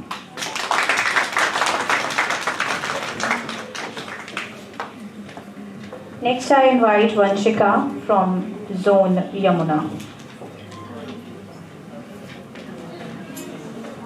And after Vanshika, I request the participant from Sabarmati Zone to be prepared. So please note, the participant from Godavari will not be with us, and the participant from Satluj as well has not reported. So after Vanshika, the next participant will be from Sabarmati Zone. Thank you.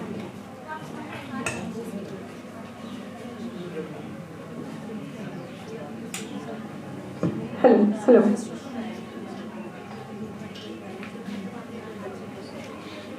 The Constitution of India opens with a line, India, that is Bharat.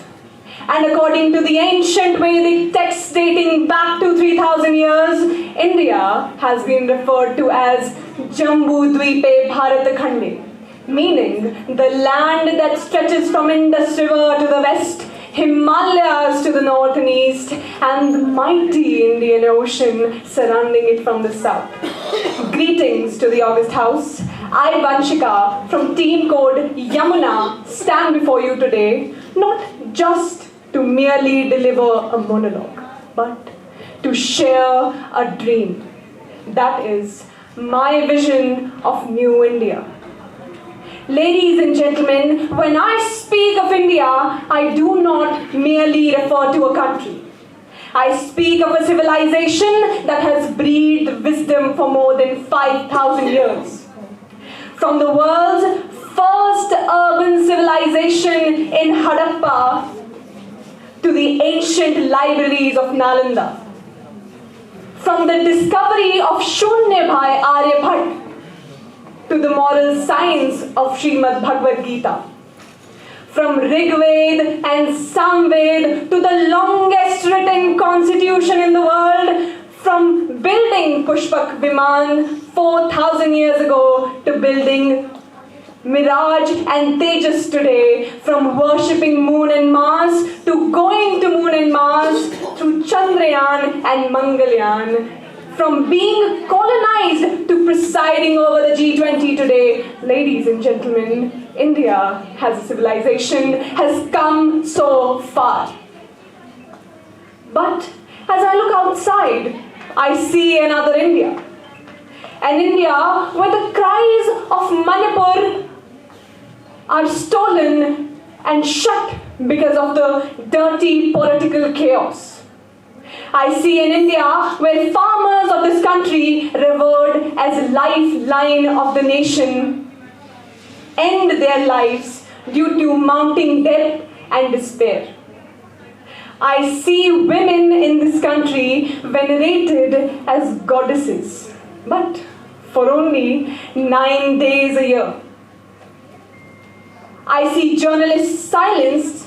I see people fighting over languages. I see votes stolen and what not. Ladies and gentlemen, when I think of India, I do not think of a nation merely powerful, but a country that's deeply humane. Ladies and gentlemen, when I envision my India, I see where tradition and technology walk hand in hand. I dream of an India where skyscrapers rise, but the rivers flow clean. Ladies and gentlemen, I dream of an India where AI builds our future, but its every step is guided by ethics. I dream of an India where innovation is our identity. Imagine if today our scientists can send a spacecraft to Mars at a cost lower than a Hollywood film. Imagine what the future holds. An India that rubs shoulders with the West but also leads the global South. Ladies and gentlemen, I envision an India where women walk freely at night, where every child, whether born in a remote village of Kinnaur in Himachal or in the lanes of New Delhi, has equal access to quality education. I dream of an India where each one of us revere each other.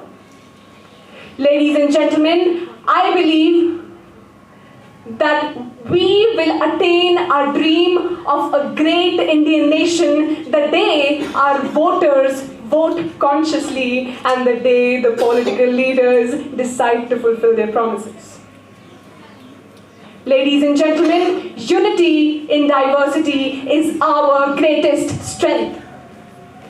As APJ Abdul Kalam once said, a nation's strength lies not in its wealth or weapons, but in the character of its citizens. And before I do my part, I must say that governments will come and go. The policies will come and go, but shall my nation live on? And with that, I rest my views. Thank you.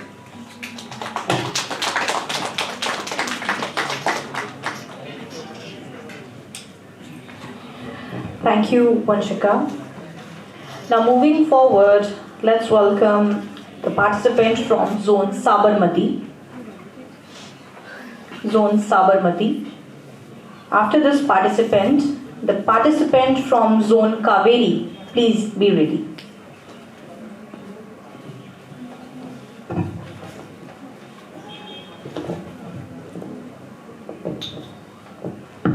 Hello.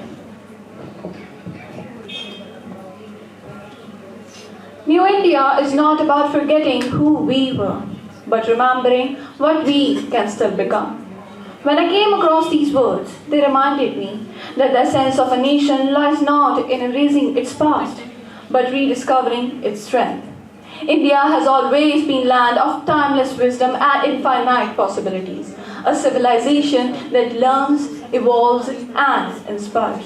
Respected judges, a very warm greetings. As a student representing Court Sabarmati, I stand before you today to speak on the topic My Vision of New India. India to me is not merely a piece of land, it is a living rhythm, a harmony woven of countless colors, languages, and beliefs. Our strength has never been in the sameness, but in our sacred diversity, where every difference adds music to our togetherness. From the snow-clad mountains of Himalayas to the sunlit shores of Kanyakumari, from the chants at the temples to the prayers at the mosque, our diversity and unity has always been together, and one melody flows through us, the melody of love. Empathy, I believe, is a sacred thread that binds this land together. For centuries, India has been a land where unity was not preached, it was lived, where strangers became families and where every faith found its home. Yes, this spirit of togetherness has been our teacher for longest time. And yet to carry this ancient spirit to a new age, we need minds that could think, create, and lead with wisdom. And that lies in the minds and the youth of our nation, which are educated, enlightened, and awakened. True education to me is not merely about piling the facts, but awakening the mind. It's not about filling the minds, but shaping them to think deeply, to act wisely, and to form servelessly. And when knowledge awakens courage, then only we can attain freedom. And freedom, my dear friends, is not the right to choose, it is the courage to stand independently. And India will truly become independent when its youth carries the fire of self-belief. The India I dream of is the one which is not dependent, but dependable. An India whose strength lies not in imitation, but in innovation, whose power comes not from the wealth, but from the will. As we move forward, we should never forget the soil beneath our feet. The soil carries centuries of wisdom. From Upanishads that spoke about unity to Gita that whispered about duty, from Buddha's compassion to Kabir's poetry, India has been humanity's true teacher. And in that great echo of civilization, how can we forget the system that sustains it? The women of India. Women are being important in our India. No civilization can rise when half of it walks in the shadows. The new India I dream of is the one where woman is not seen as a symbol of strength. She is the strength. And it is the when woman is the power. If man is the fire, she is the warmth that gives it a meaning. Empowerment is never about competing with men. It is about restoring the balance to creation. And if every daughter's dreams has wing, when every mother's voice is heard, when every respect flows naturally, that is only when India, in its truest sense, is awakened. But for these dreams to turn into reality, the ground should be strong. Development to me is not merely about tall buildings and faster roads. It is about deeper values.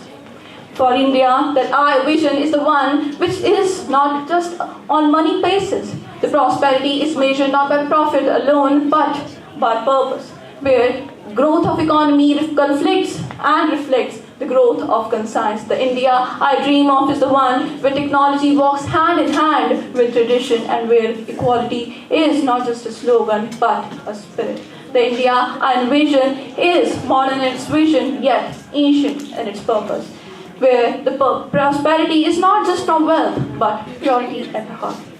And if we follow these values now, then by the year 2047, when our nation will attain its 100 years of freedom, the world will not only witness a land which is truly developed, but it will witness a new India that is awakened in its spirit and prosperous in its unity. So let us not wait for a new India arrive. Let us be the new India through our thoughts, through our actions, and through our compassion. Thank you.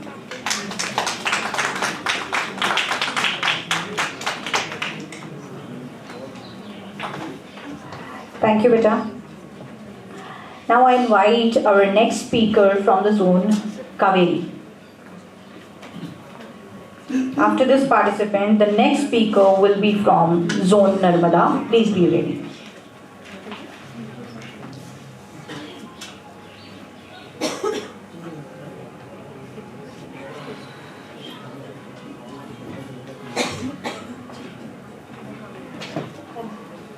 Hello, am I audible? Sir, start. आदरणीय निर्णायक मंडल व मेरे प्रिय श्रोतागण, आज मैं आप सभी के समक्ष प्रस्तुत करने जा रही हूँ नए भारत का मेरा दृष्टिकोण। मान्यवर, कल्पना कीजिए, हम ऐसे भारत में रहते हैं जहाँ न रोजगार की चिंता, न तनाव, न नशे का दरिया। प्रभु का नाम बना है जीने का जरिया। कोई माँ बाप बेघर नहीं है, बेटी को लेकर माँ के जहन में कोई डर नहीं है। कोई भूखा सड़क पर सो नहीं रहा, कोई छोटी सी उम्र में मजबूरी के कारण अपना बचपना खो नहीं रहा। अमीर गरीब का भी भेद नहीं है, किसी के मन में कोई खेद नहीं है। किसान अब आंदोलनों से बिल्कुल दूर है, खेत अन्न के भंडारों से और देश खुशहाली भरपूर है। महोदय, ये थी एक झलक मेरी दृष्टि के नए भारत यानी विकसित भारत की। भारत वो देश है जहां 4 वेद, 6 शास्त्र, 18 पुराण, 108 उपनिषद, संतों की वाणी, साहिबजादों की कुर्बानी, हिमालय के शिखर, सिंधु के नगर, आर्यभट्ट का गणित और भास्कर का खगोल और कलाम की मिसाइलें हैं। और इतिहास साक्षी है कि सोने की चिड़िया कहलाने वाला वैभवशाली भारत सदा संघर्षों से जूझता रहा है। पर वास्तव में यह संघर्ष ही हमारे लिए प्रेरणा है। तभी तो वो भारत जो कभी दुनिया के पीछे चलता था, आज वसुधैव कुटुंबकम के विचार के साथ G20 की सफलतम अध्यक्षता कर दुनिया को नई राह दे रहा है। मेक इन इंडिया और नए स्टार्टअप्स के जरिए 2024 में लगभग $450 बिलियन का निर्यात हुआ और हमारा भारत विश्व की 5वीं सबसे बड़ी अर्थव्यवस्था वाला देश बन गया। हमारे भारत को विश्व की फार्मेसी का दर्जा मिल गया। चंद्रयान, मंगलयान और आदित्य L1 जैसे मिशन की सफलता ने तो मानो हमारा सिर गर्व से ऊंचा कर दिया। और महोदय, ये उपलब्धियां कोई संयोग नहीं बल्कि संकेत है, शंखनाद है, आह्वान है नए भारत का। पर अब सवाल ये उठता है कि क्या विकसित भारत के लिए इतना काफी है? जवाब है नहीं, क्योंकि एक तरफ हम बात करते हैं डिजिटल इंडिया की और दूसरी ओर देश का वो वर्ग जो 2 समय की रोटी को तरसता है।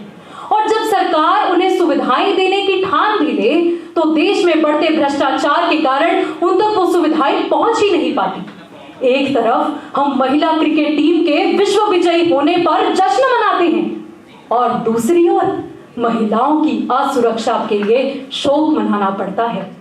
विश्व गुरु भारत अपनी संस्कृति और विरासत के लिए ही तो मशहूर था, पर आज संस्कारों की विमुखता ने हमारे देश में ही धर्म विवाद खड़ा कर दिया है।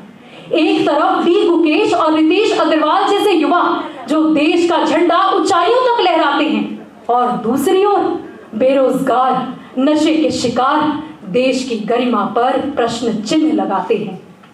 श्रोतागण, ये बात तो आप सब जानते हैं कि किसी देश के विकास में सबसे महत्वपूर्ण योगदान युवाओं का होता है और फिर हमारे भारत में तो लगभग 65% आबादी युवाओं की है।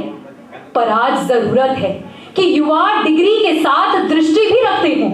ब्रेन ड्रेन को ब्रेन गेन में कैसे बदला जाए, सरकारें इस पर काम करती हों, क्योंकि एक विकसित राष्ट्र का निर्माण किसी एक व्यक्ति या विभाग की जिम्मेदारी नहीं है, बल्कि जब देश का हर नागरिक एकजुटता की भावना के साथ ये प्रण ले कि मैं अपने देश के प्रति हर कर्तव्य पूरी निष्ठा से निभाऊंगा, तो ना कोई भ्रष्टाचार देश को हिला सकता है, ना कोई धर्म विवाद देश की शांति मिटा सकता है।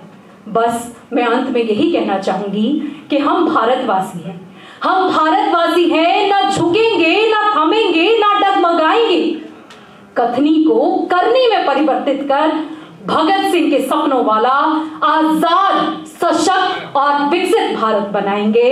आजाद, सशक्त और विकसित भारत बनाएंगे। जय हिंद।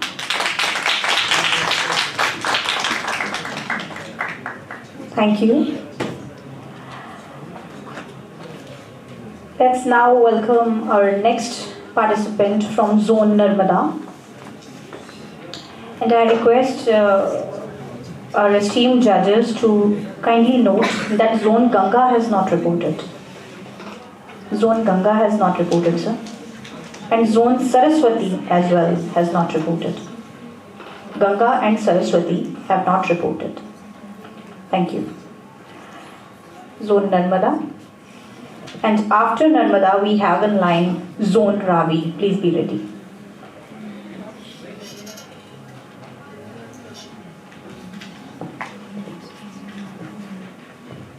Hello hello. सत्कारयोग जज साहिबान, अध्यापक साहिबान, समूह विद्यार्थी साथियों, सब तो पहला मेरे वालों प्यार भरी सत श्री अकाल। अज जो विषा मैं आप जी के रूबरू करन जा रहा, हर इंसान का इस सृष्टि दे विच इस समाज ਦੇ ਵਿੱਚ ਵੇਖਣ ਦਾ ਆਪਣਾ ਆਪਣਾ ਨਜ਼ਰੀਆ ਹੈ। ਮੇਰੇ ਭਾਗੀਦਾਰ ਪਹਿਲਾਂ ਬੋਲ ਕੇ ਗਏ, ਅਗਲੇ ਭਾਗੀਦਾਰ ਆਉਣਗੇ। ਸਾਰਿਆਂ ਨੇ ਆਪੋ ਆਪਣੇ ਪੱਖ ਦੀ ਗੱਲ ਕਰਨੀ ਹੈ, ਪਰ ਮੈਨੂੰ ਜਸਵੰਤ ਜਫਰ ਦੀ ਇੱਥੇ ਦੋ ਲਾਈਨਾਂ ਬੜੀਆਂ ਸੋਹਣੀਆਂ ਲੱਗਦੀਆਂ। ਉਹ ਕਹਿਣ ਲੱਗੇ ਕਿ ਦੂਜਾ ਪਾਸਾ ਦੂਜਾ ਹੁੰਦਾ ਹੈ, ਪੁੱਠਾ ਨਹੀਂ। ਜੇ ਮੇਰਾ ਭਾਗੀਦਾਰ ਕਿਸੇ ਇੱਕ ਪੱਖ ਦੀ ਗੱਲ ਕਰਕੇ ਗਿਆ ਤੇ ਮੈਂ ਇਹਦਾ ਮਤਲਬ ਇਹ ਨਹੀਂ ਕਿ ਉਸ ਨੂੰ ਰੌਂਗ ਸਮਝਾਂਗਾ, ਗਲਤ ਕਵਾਂਗਾ, ਉਹ ਵੀ ਠੀਕ ਹੈ। ਅੰਗਰੇਜ਼ੀ ਦੀਆਂ ਬਹੁਤ ਸੋਹਣੀਆਂ ਦੋ ਸਤਰਾਂ ਨੇ। ਉਹ ਕਹਿਣ ਲੱਗੇ out of side out of mind. ਮੈਂ ਦੋ ਸਤਰਾਂ ਬੋਲਾਂਗਾ, ਤੁਸੀਂ ਪਛਾਣ ਲਿਓ ਕਿ ਦੋਨੇ ਪੱਖ ਠੀਕ ਨੇ ਕਿ ਗਲਤ ਨੇ। ਇੱਕ ਪੱਖ ਕੀ ਹੈ? Out of side out of mind. ਵਿਦਵਾਨ ਕਹਿੰਦਾ ਜੇਕਰ ਕਿਸੇ ਦੀ ਨਜ਼ਰ ਤੋਂ ਤੁਸੀਂ ਦੂਰ ਹੋ ਗਏ, ਉਹਦੇ ਮਨ ਤੋਂ, ਉਹਦੇ ਤੋਂ ਵੀ ਉਹਦੇ ਦਿਲ ਤੋਂ ਦੂਰ ਹੋ ਗਏ। ਹੁਣ ਦੂਜਾ ਪਾਸਾ ਕੀ ਹੈ? ਦੂਜਾ ਕਹਿੰਦਾ ਕਿ ਐਬਸੈਂਸ ਮੇਕਸ ਦਾ ਹਾਰਟ ਗਰੋ ਫਾਊਂਡਰ। ਉਹ ਕਹਿੰਦੇ ਕਿ ਜੇਕਰ ਕਿਸੇ ਦੀ ਨਿਗਾਹ ਤੋਂ ਤੁਸੀਂ ਦੂਰ ਚਲੇ ਗਏ, ਉਹਦੀ ਅਹਿਮੀਅਤ, ਉਹਦਾ ਅਹਿਸਾਸ ਜ਼ਿਆਦਾ ਹੁੰਦਾ। ਹੁਣ ਤੁਸੀਂ ਦੱਸੋ ਦੋਨਾਂ ਚੋਂ ਕਿਹੜਾ ਠੀਕ ਹੈ ਤੇ ਕਿਹੜਾ ਗਲਤ ਹੈ? ਜਸਵੰਤ ਜਫਰ ਠੀਕ ਲਿਖਦਾ, ਦੂਜਾ ਪਾਸਾ ਦੂਜਾ ਹੁੰਦਾ, ਪੁੱਠਾ ਨਹੀਂ। ਹੁਣ ਮੈਂ ਨਵੇਂ ਭਾਰਤ ਦੀ ਗੱਲ ਕਰਾਂ, ਜੋ ਮੇਰਾ ਦ੍ਰਿਸ਼ਟੀਕੋਣ ਹੈ। ਸਾਰਿਆਂ ਨੇ ਗੱਲ ਕੀਤੀ APJ ਅਬਦੁਲ ਕਲਾਮ ਦੀ। ਉਹਨਾਂ ਨੇ 25 ਮਈ 2011 ਦੇ ਵਿੱਚ IIT ਹੈਦਰਾਬਾਦ ਵਿੱਚ ਇਸ ਦਾ ਲੈਕਚਰ ਦਿੱਤਾ। ਸਾਰਿਆਂ ਨੇ ਗੱਲ ਕੀਤੀ, ਸ਼ਾਇਦ ਅੱਗੇ ਕਰਨਗੇ। ਉੱਥੇ ਉਹਨਾਂ ਨੇ ਆਪਣੇ ਸੁਪਨਿਆਂ ਦੀ ਗੱਲ ਕੀਤੀ। ਸਾਰਿਆਂ ਨੇ ਕਹਿ ਦਿੱਤਾ ਕਿ ਡਿਵੈਲਪਮੈਂਟ ਕਰਨੀ ਹੈ, ਫਰੀडम ਚਾਹੀਦੀ ਹੈ, ਅਸੀਂ ਦੂਜੇ ਦੇਸ਼ਾਂ ਦੇ ਬਰਾਬਰ ਖੜੇ ਹੋਣਾ ਹੈ। ਇੱਥੇ ਮੈਂ ਉਦੋਂ ਨਵਾਂ ਭਾਰਤ ਸਮਝਾਂਗਾ ਜਿਸ ਦਿਨ ਮੇਰੇ ਭਾਰਤ ਦਾ ਨਾਗਰਿਕ, ਮੇਰੇ ਭਾਰਤ ਦਾ ਯੁਵਾ ਇਨਸਾਨ ਜਿਹੜੇ ਦੂਸਰੇ ਦੇਸ਼ਾਂ ਦੀ ਨੌਕਰੀ ਕਰਨ ਦੀ ਬਜਾਏ ਦੂਜੇ ਦੇਸ਼ਾਂ ਦੇ ਲੋਕ ਇੱਥੇ ਆਣ ਕੇ ਨੌਕਰੀ ਕਰਨ। ਉਹਨਾਂ ਦਾ ਇਹ ਸੁਪਨਾ ਸੀ, ਅਸੀਂ ਆਜ਼ਾਦੀ ਚਾਹੁੰਦੇ ਹਾਂ, ਅਸੀਂ ਇਸ ਗੁਲਾਮੀ, ਅਸੀਂ ਬਹੁਤ ਗੁਲਾਮੀ ਸਹੀ, ਅਤਿਆਚਾਰ ਸਹਿਆ, ਅਸੀਂ 3300 ਸਦੀਆਂ ਪਹਿਲਾਂ ਬੜਾ ਅਤਿਆਚਾਰ ਸਹਿਆ, ਜ਼ੁਲਮ ਸਹਿਆ, ਅੱਜ ਵੀ ਹੋ ਰਿਹਾ। ਸਾਡੇ ਆਪਦੇ ਘਰ ਢਾਹ ਕੇ ਮੰਦਿਰ ਬਣਾਏ ਗਏ। ਕਿਹੜੇ ਲੋਕਤੰਤਰ ਦੀ ਗੱਲ ਕਰਾਂਗੇ? ਮੈਂ ਸੌਰੀ, ਪਰ ਮੈਂ ਇੱਕ ਗੱਲ ਜ਼ਰੂਰ ਕਹਿ ਦੇਵਾਂ, ਮਹਾਰਾਜਾ ਰਣਜੀਤ ਸਿੰਘ ਦੇ ਰਾਜ ਸਮੇਂ 1 ਰੁਪਈਆ 13 ਪਾਉਂਡ ਦੇ ਬਰਾਬਰ ਹੁੰਦਾ ਸੀ। ਕਿਹੜੇ ਨਵੇਂ ਭਾਰਤ ਦੀ ਗੱਲ ਕਰਾਂ, ਕਿਹੜੇ ਸੁਪਨਿਆਂ ਦੀ ਗੱਲ ਕਰਾਂ? ਉਸ ਦਿਨ ਸੁਪਨਾ ਜਿਸ ਦਿਨ ਸਾਡੇ ਬੱਚੇ ਪੜ੍ਹ ਲਿਖ ਕੇ ਚੰਗੇ ਅਫਸਰ ਬਣਨਗੇ, ਇਹਨਾਂ ਯੂਥ ਫੈਸਟੀਵਲਾਂ ਦੇ ਵਿੱਚੋਂ ਚੁਣ ਕੇ ਬੱਚੇ ਚੰਗੇ ਅਹੁਦਿਆਂ ਦੇ ਪਹੁੰਚਣਗੇ, ਉਸ ਦਿਨ ਮੈਂ ਨਵਾਂ ਭਾਰਤ ਸਮਝਾਂਗਾ। ਇਹ ਇਕੱਲਾ ਅਹੁਦੇਦਾਰਾਂ ਦਾ, ਰਾਜਨੀਤਿਕ ਲੋਕਾਂ ਦਾ ਫਰਜ਼ ਨਹੀਂ। 140 ਕਰੋੜ ਆਪਾਂ ਵੀ ਵਿੱਚੇ ਆ, ਸਾਰਿਆਂ ਦਾ ਫਰਜ਼ ਬਣਦਾ ਹੈ ਕਿ ਸਭ ਤੋਂ ਵੱਡੀ ਗੱਲ, ਜੀ ਇੱਕ ਗੱਲ ਕਹਿ ਕੇ ਮੈਂ ਧੰਨਵਾਦ ਕਰ ਦੇਵਾਂਗਾ। ਸਭ ਤੋਂ ਵੱਡੀ ਗੱਲ, ਅੱਜ ਅਸੀਂ ਧਰਮਾਂ ਦੇ ਨਾਮ ਤੇ ਵੰਡੇ ਗਏ, ਵਰਗਾਂ ਦੇ ਨਾਮ ਤੇ ਵੰਡੇ ਗਏ। ਸਾਨੂੰ ਜੇ ਅਸੀਂ ਹਿੰਦੂ ਹੁੰਦੇ, ਜੇ ਮੈਂ ਹਿੰਦੂ ਹੁੰਦਾ ਤੇ ਰੱਬ ਮੇਰੇ ਮੱਥੇ ਤੇ ਓਮ ਲਿਖ ਕੇ ਭੇਜਦਾ। ਮੈਂ ਸਿੱਖ ਹੁੰਦਾ ਤੇ ਮੇਰੀ ਛਾਤੀ ਤੇ ਧੰਨ ਗੁਰੂ ਨਾਨਕ ਸਾਹਿਬ ਏਕ ਓੰਕਾਰ ਲਿਖ ਕੇ ਭੇਜਦੇ। ਸੌਰੀ ਟੂ ਸੇ, ਪਰ ਅਸੀਂ ਵਰਗਾਂ ਦੇ ਵਿੱਚ, ਜਾਤਾਂ ਦੇ ਨਾਮ ਤੇ ਵੰਡੇ ਰਹਿ ਗਏ। ਮੈਂ ਇੱਥੇ ਦੱਸ ਦੇਵਾਂ, ਸਾਨੂੰ ਸਿੱਖ, ਈਸਾਈ, ਜੈਨੀ ਬਾਅਦ ਦੀ ਗੱਲ ਹੈ। ਸਾਨੂੰ ਪਹਿਲਾਂ ਪਰਮਾਤਮਾ ਨੇ ਇਨਸਾਨ ਬਣਾ ਕੇ ਭੇਜਿਆ। ਅਸੀਂ ਹਿਊਮਨ ਬੀਇੰਗ ਹਾਂ। ਇਸ ਕਰਕੇ ਇਨਸਾਨ ਹੋਣ ਦੇ ਨਾਤੇ ਜੇ ਅੱਜ ਸਾਡੀ ਯੂਨੀਵਰਸਿਟੀ ਤੇ ਹਮਲਾ ਹੋਇਆ, ਅਸੀਂ ਇੱਕ ਹੋਈਏ। ਇੱਥੇ ਧਰਮਾਂ ਦੇ ਨਾਮ ਤੇ ਧਰਨੇ ਨਹੀਂ, ਰੋਸ ਨਹੀਂ, ਇੱਥੇ ਇੱਕ ਹੋਣਾ। ਅਸੀਂ ਧਰਮਾਂ ਦੇ ਨਾਮ ਤੇ ਨਹੀਂ ਵੰਡੇ ਜਾਣਾ। ਆਈ ਰਿਕੁਐਸਟ, ਆਪਾਂ ਹਿਊਮਨ ਬੀਇੰਗ ਹਾਂ, ਆਪਾਂ ਇਨਸਾਨ ਬਣਨਾ ਚੰਗੇ। ਸੋ ਇੱਥੇ ਹੀ ਮੈਂ ਆਪਣੇ ਲਫ਼ਜ਼ਾਂ ਨੂੰ ਸੰਕੋਚਦਾ ਹੋਇਆ ਚੰਗੇ ਸੁਪਨਿਆਂ ਦੀ ਆਸ ਲੈ ਕੇ ਸਾਰਿਆਂ ਦਾ ਧੰਨਵਾਦ ਕਰਦਾ ਹਾਂ ਜੀ।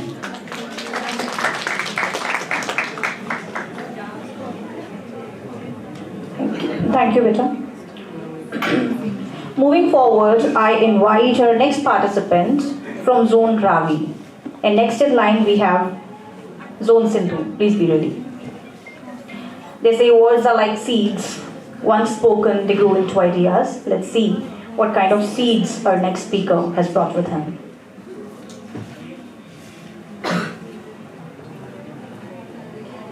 Good afternoon, everyone.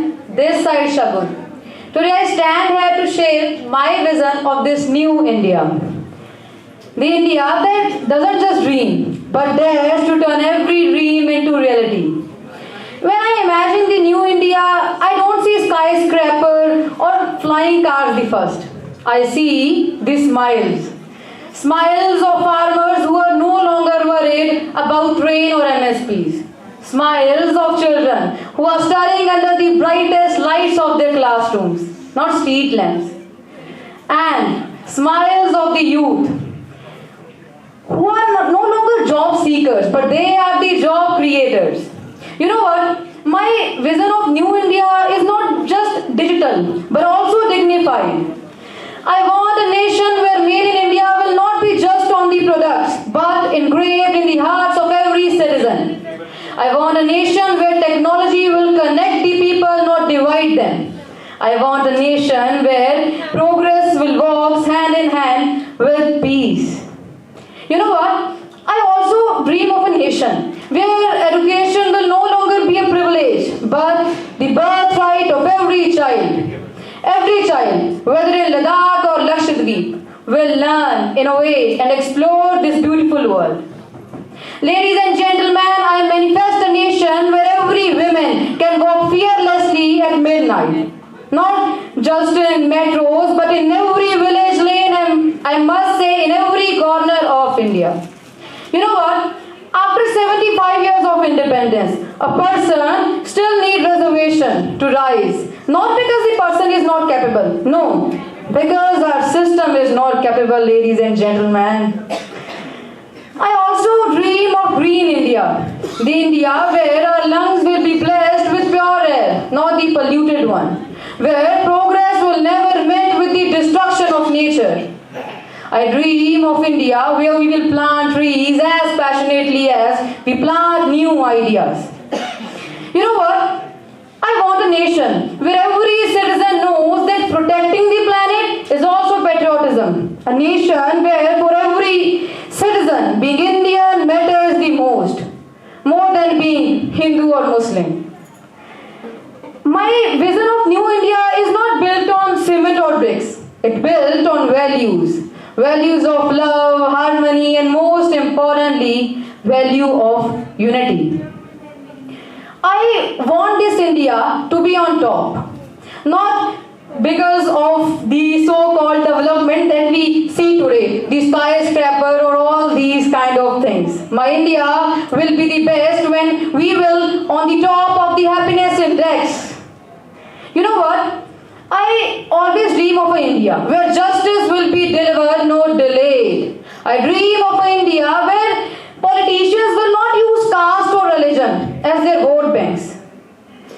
And I, as a proud Indian, says that this is not a distant dream because it's all about you and me. It's all about our choices, our courage, and most importantly, our commitment, which is going to shape this new India. Now, I have a question from you, ladies and gentlemen, that who is going to be the change maker? Is it just the responsibility of the government only? No. It's you, 146 crore Indians. Because neither wealth nor gold can make a nation strong, but the citizens of that nation. And you are the citizens of this great India. I want to conclude that New India isn't built by the policies. It will be built by the people of India. I always manifest a nation, ladies and gentlemen, where social policies will be guided by the social interest, not by the selfish interest of the so-called politicians.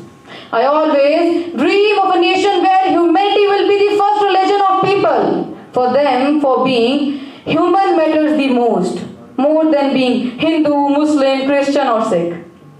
And always remember that change begins from you. So be a change. And at the end, I hope that all of you will make sincere efforts to make this India to that India that I am explaining here. Because change will come from you, not from governments.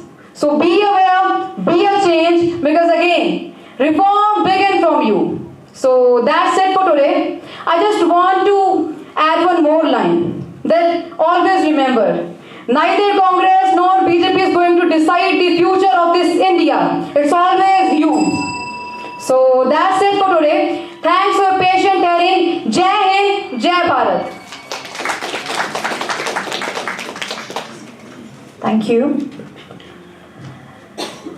Eloquence is not just persuasion, it is art guided by truth. Next, I invite the next participant from Zone Sindhu. Zone Sindhu.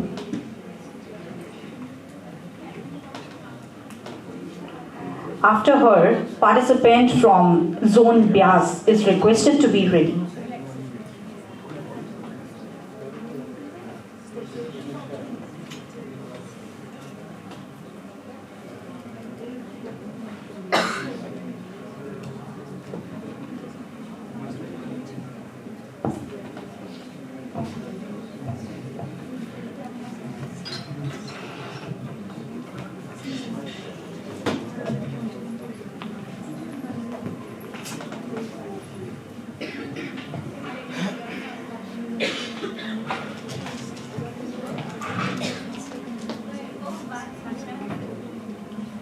India's strength isn't in the numbers, it's in the courage to challenge the old norms. Imagine a situation, it's the year 2047. You step out of your home and the air smells of jasmine, not just pollution. The roads are silent because honking is not needed. Electric buses glide noiselessly. A drone delivers your newspaper that has the headline, India, a mosaic of creativity and innovation. India, where children in the villages know how to code in Python and where farmers have their harvest and women lead the boardroom. From Kashmir's snowy peaks to Kanyakumari's sunny shore, our vision of India, united, unstoppable and unapologetically bold. Greetings to the esteemed judges and the audience. Today I stand in front of you to passionate my views on the topic, my vision of new India. Basic question that comes in everybody's mind over here is that why people are coming over here and painting a picture of India that is so dreamy and looks unachievable. While you say that the government is unachievable, insufficient, the laws are too old, the airways are a joke, the railways don't work, you say, but what do you do about it? While on the other hand, the government is achieving things. The Indians are achieving things. They are turning the mere sci-fi fantasy into a sky-touching dream. Yes, I'm talking about Chandrayaan. And let's not forget the UPI, the Smart India. Everyone has their digital wallets on their smartphones. India's pharmaceutical sector is world class. We have to admit that Indians are brainy people because we always top the world charts. And India's youth, it is electrifying. From starting the brands from the bedrooms to debating on the international podiums, from going into the future, AI dialects in local language, and the digital dreams, they are no longer reserved for the metros. What is this 5G net when our mindset is still buffering on caste dignity and gender inequality? In schools, the syllabus is new, NEP is introduced, but still, some teachers give marks to the student based on surname and not the merit. Can we call ourselves a developed India when actually the women are not safe on the roads? Ironically, when women are not pushed or forced to wear the apron, they adorn themselves with the Indian cricket jersey and bring the World Cup home. It's not the talent that holds us back. It's these gender walls, invisible caste ceilings and patriarchy windows. The real revolution will start when we stop upgrading our apps and start upgrading our mindset. If we bring the ancient wisdom and the modern technology, we can once again make it true. We can once again make India a Vishwa Guru. Because in the end, it boils down to these beautiful, beautiful lines. In the heart of Bhagat Singh, a fire burned bright, not just for freedom, but for what was right. Tagore once prayed, where the mind is free, let that India rise from sea to sea. where Maharaja Ranjit Singh Ji with sword and soul, where Maharaja Ranjit Singh Ji with sword and soul came in front, where India was a golden sparrow with no loophole. From Kalam's vision to Ambedkar's pen to Gandhi's peace, I vision of India where women are free and the rivers run clean. Because the future is not written in the fate or the sky. Because the future is not written in the fate or sky. It's written by us, you and I. It's written by us, you and I. Thank you so much.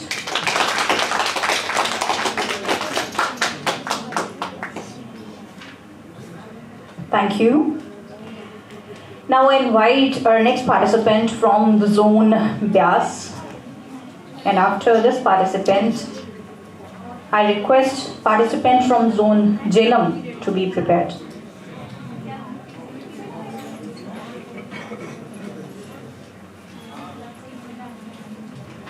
Hello. Just imagine. The year is 2000. A young girl sits in a classroom, a dirty classroom, torn clothes and an empty stomach. And somewhere in Delhi, a bureaucrat sits and signs a report entitled Vision India 2020. They promised her food, they promised her security. Fast forward to year 2025. That girl, she's a woman now. Still struggling, still scared. Those promises, they were broken, they were scattered. They were scattered like sand in the air. A very warm good afternoon to each and everyone present here. Today I stand amidst you all to share a vision for India, my vision for a new India, as well as a story that has been shown to us, narrated to us, promises that were made to us by our leaders, by our visionaries, or maybe the beneficiaries. For example, from APJ Abdul Kalam to SP Gupta Committee to our Prime Minister Narendra Modi. They gave us deadlines for our developed nations. Those deadlines, every few decades, they are pushed further. But before sharing my vision of a new India, let me start by narrating a short story. A story that should burn holes in the hearts of every Indian listening. The date was September 29, 2011. Dr. APJ Abdul Kalam, he was humiliated. He was stripped of his jacket and shoes at JFK Airport in New York. Twice, ladies and gentlemen, not once but twice. This was not a standard protocol, not a standard procedure, might I add. This was a symbol of how the world actually sees us. They see us like second-class citizens, and we envision to become just like them. We seek their validation. We worship their validation. So for first, I envision an India where we reject this Western blueprint. Dr. APJ Abdul Kalam, he quoted John F. Kennedy saying that we need to ask, we need to know what we can do for India, do it, and make India great like America and other Western countries. But I ask you, why do we need to become like them? A system that was curated for the billionaires. We need an inclusive growth. Secondly, we need to restore India to its past glory.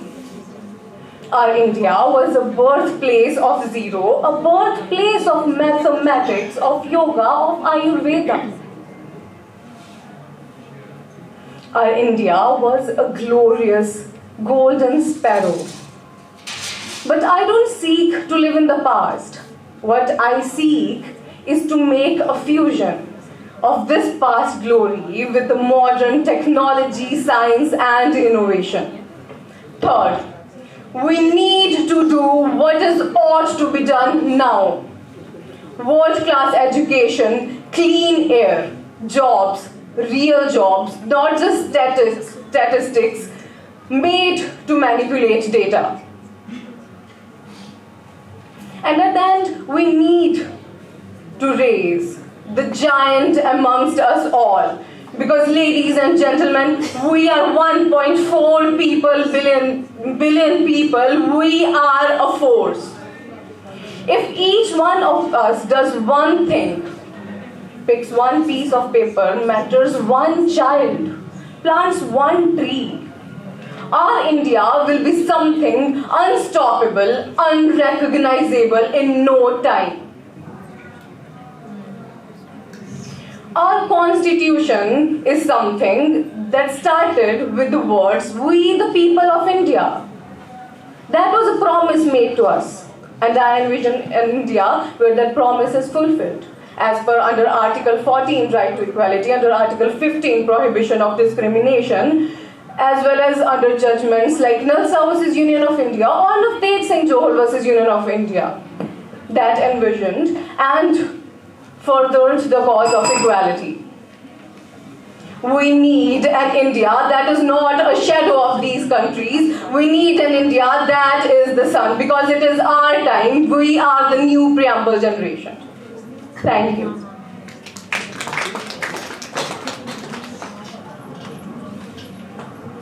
Thank you. My next call is for participant from Zone Jhelum. Participant from Zone Jhelum. After her, I request the next participant and the last participant for today's competition, that is participant from Zone Chenab, to be ready.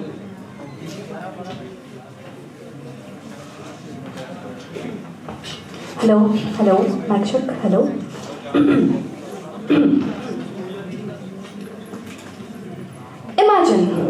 Imagine an India where every daughter is safe. Imagine an India where headlines celebrate her dreams, not mourns her death. Imagine an India where every farmer's tear is as valuable as a businessman's check. Imagine an India where corruption and riots are scenes from OTT thrillers and not the ground reality. Imagine an India which doesn't just grow taller in buildings but deeper in values. But that, my friends, is not the India we live in yet. Honorable judges, respected teachers, and my dear friends, a very good noon. We are the world's biggest democracy. Still fighting the battles we promised to win decades ago. A rape case every 16 minutes. Millions sleeping hungry. And youth, the supposedly spine of a nation, bent beneath degrees that promise nothing, not even livelihood. We boast on 5G.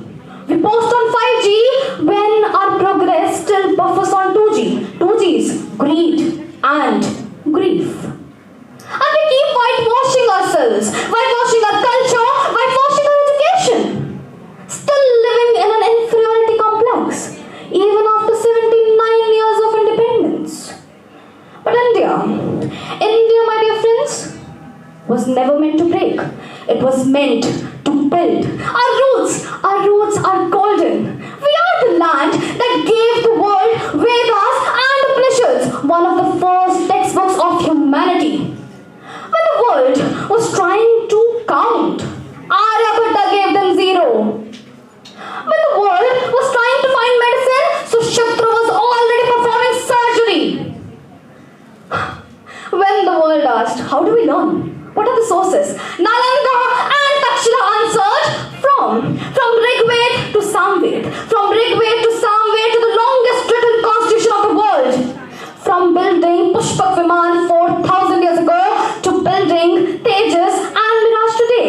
India has done it all. So my vision, ladies and gentlemen, for India is not to restart, to forget about it, everything. No, It's about restoring. Restoring, not copying the West, but rediscovering ourselves. An India where caste and gender bias simply don't exist. Where a girl wearing a sari walks into a 5-star lobby and no one measures her level of maturity by her attire. That's my vision for India. Where politics is not a puppet for religion. Politics is a platform for 3 R's: reform, reason, and most importantly, responsibility. Just like how Socrates once warned us, when educated people are apaid, when educated people will distance themselves from politics, uneducated people will rule upon us. They will rule upon us, and isn't that the reality? So my India of my vision is led by educated minds and enlightened hearts. And we're already there. ISRO's Chandrayaan 3 touched the moon. UPI connects a farmer and fintech. We're already there.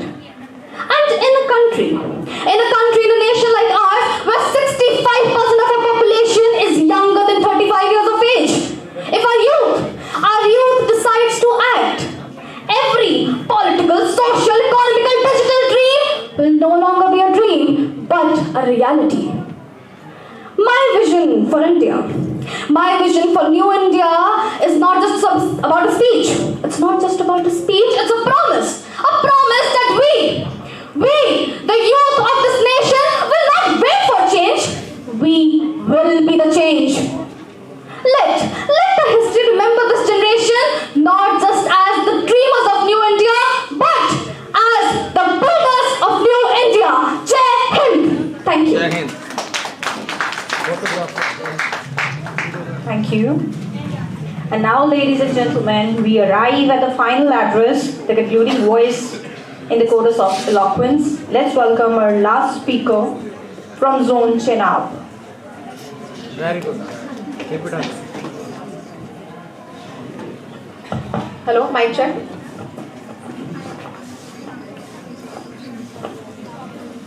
From the sacred chants of the Rig Veda to the longest written constitution in the world, India's history has always been extraordinary.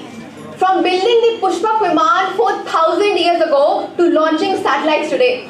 From worshipping the Mars and the Moon to exploring them with the Mangalyaan and the Chandrayaan, Bharatiya civilization has always moved forward.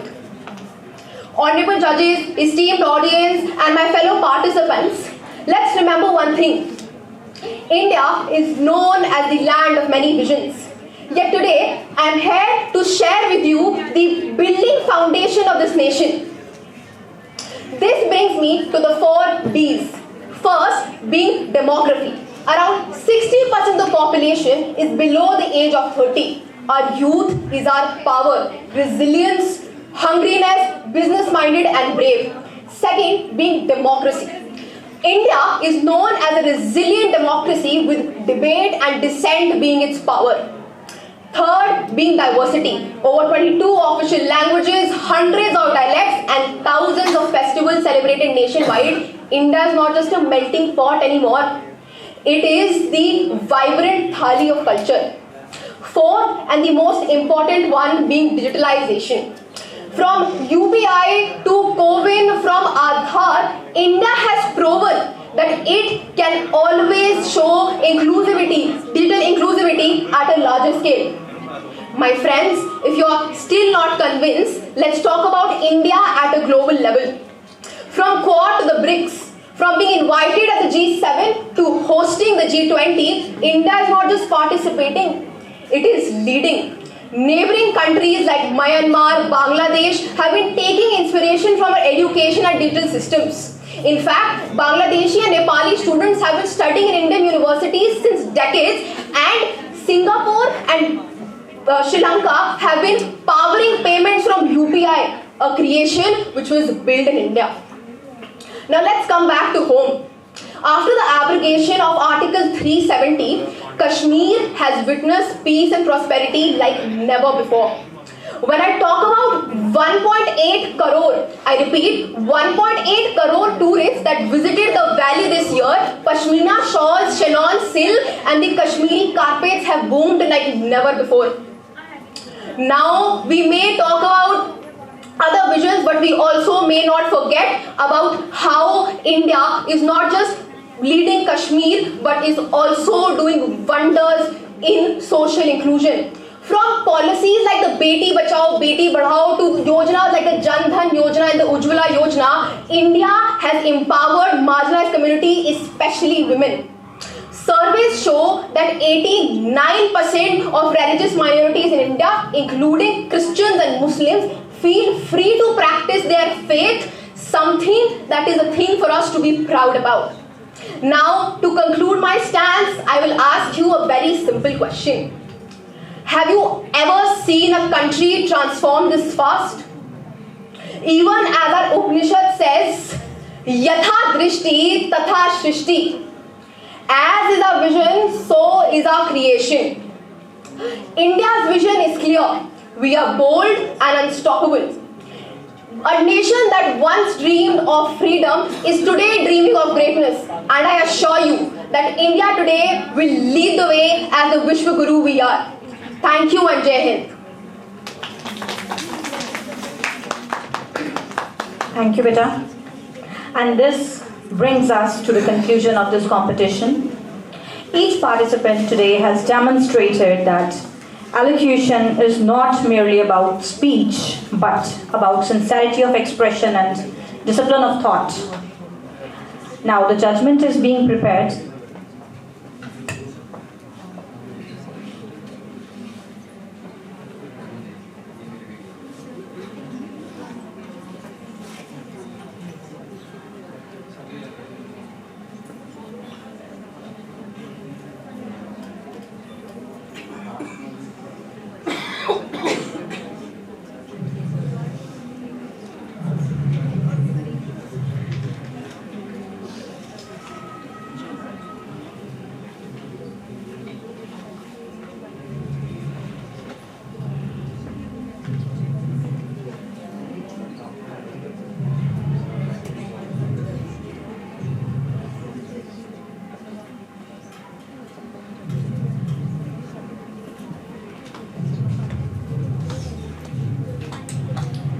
एक ज़रूरी सूचना साढ़े सारे participants के लिए सुबह तो जो भी कॉम्पिटिशनस इतने हुए ने फोक इंस्ट्रूमेंट का मुकाबला होया उस तो बाद डिबेट होया उस तो बाद एलोक्यूशन होना सी करवाया इन्हां तिन्ना मुकाबलियां दा जो रिजल्ट है वो इसे वेन्यू दे उत्ते इसे मंच तो अनाउंस किया जाऊगा सो मेरी हम्बल रिक्वेस्ट सारे जो भी इतने टीचर इंचार्जेस मौजूद ने या जो भी पार्टिसिपेंट्स मौजूद ने वो सारे पार्टिसिपेंट्स तक सुनेहा पहुँचा दें कि इत्थे सारे आपां मिल के इंतज़ार करिए जजमेंट का रिजल्ट्स का सॉरी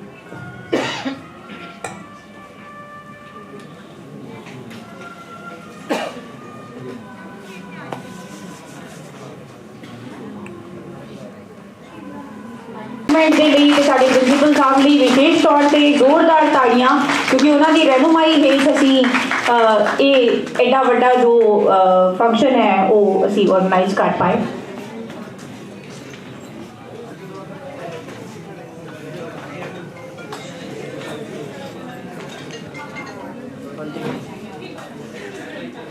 ਅੱਜ ਦੇ ਇਨਾਮ ਵੰਡ ਸਮਾਰੋਹ ਵਿੱਚ ਅਸੀਂ ਸਾਡੇ ਵੈਨਿਊ ਤੇ ਪਹੁੰਚਣ ਤੇ ਸਿੱਖ ਨਿੱਘਾ ਸਵਾਗਤ ਕਰਦੇ ਹਾਂ ਸਾਡੇ ਕਾਲਜ ਦੇ joint general secretary Jatinder Devgan ji ਦਾ ਕਾਲਜ ਸੈਕਟਰੀ ਸ਼੍ਰੀ ਅਜੇ ਸੂਦ ਜੀ ਦਾ ਅਸੀਂ ਸਵਾਗਤ ਕਰਦੇ ਹਾਂ ਸਾਡੇ ਪ੍ਰਿੰਸੀਪਲ ਡਾਕਟਰ ਕੇ ਸ਼ਰਮਾ ਜੀ ਦਾ ਅਸੀਂ ਸਵਾਗਤ ਕਰਦੇ ਹਾਂ ਪ੍ਰੋਫੈਸਰ ਡਾਕਟਰ ਬਲਵਿੰਦਰ ਕੁਮਾਰ ਜੀ ਦਾ ਬਹੁਤ ਬਹੁਤ ਸਵਾਗਤ ਸਰ ਸਾਡੇ ਪ੍ਰਤੀਯੋਗੀਆਂ ਦੀ ਹੌਸਲਾ ਅਫਜ਼ਾਈ ਲਈ ਤੁਸੀਂ ਸਾਡੇ ਵੈਨਿਊ ਵਿੱਚ ਪਹੁੰਚੇ ਅੱਜ वैल्यू 4 पे ਜਿਹੜੇ ਮੁਕਾਬਲੇ ਹੋਏ ਤਾਂ ਮਾਰਨਿੰਗ ਸੈਸ਼ਨ ਵਿੱਚ ਫੋਕ ਇਨਸਟਰੂਮੈਂਟ ਮੁਕਾਬਲੇ ਹੋਏ ਉਸ ਤੋਂ ਬਾਅਦ ਡਿਬੇਟ ਤੇ ਐਲੋਕੇਸ਼ਨ ਦੇ ਮੁਕਾਬਲੇ ਹੋਏ ਬਹੁਤ ਹੀ ਜਲਦ ਸਾਡੇ ਵਿੱਚ ਅੱਜ ਦੇ ਇਸ ਇਨਾਮ ਪ੍ਰਤੀਯੋਗਿਤਾਵਾਂ ਦੇ ਨਤੀਜੇ ਬਹੁਤ ਹੀ ਜਲਦ ਸਾਡੇ ਕੋਲ ਪਹੁੰਚ ਰਹੇ ਨੇ ਤੇ ਬਹੁਤ ਹੀ ਜਲਦ ਅਸੀਂ ਇਨਾਮ ਵੰਡ ਸਮਾਰੋਹ ਦੀ ਸ਼ੁਰੂਆਤ ਕਰਨ ਜਾ ਰਹੇ ਹਾਂ ਬਸ ਥੋੜਾ ਜਿਹਾ ਇੰਤਜ਼ਾਰ ਹੋਰ ਤੇ ਨਤੀਜੇ ਸਾਡੇ ਵਿੱਚ ਬਹੁਤ ਹੀ ਜਲਦ ਪਹੁੰਚ ਰਹੇ ਨੇ ਆਗੇ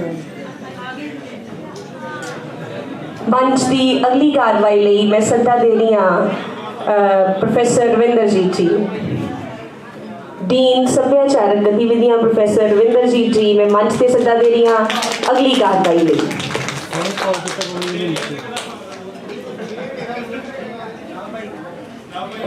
मैं बेनती करांगा कि प्रिंसीपल साहब ਨੂੰ ਅਤੇ members of management please come on the stage. Balwinder sir please.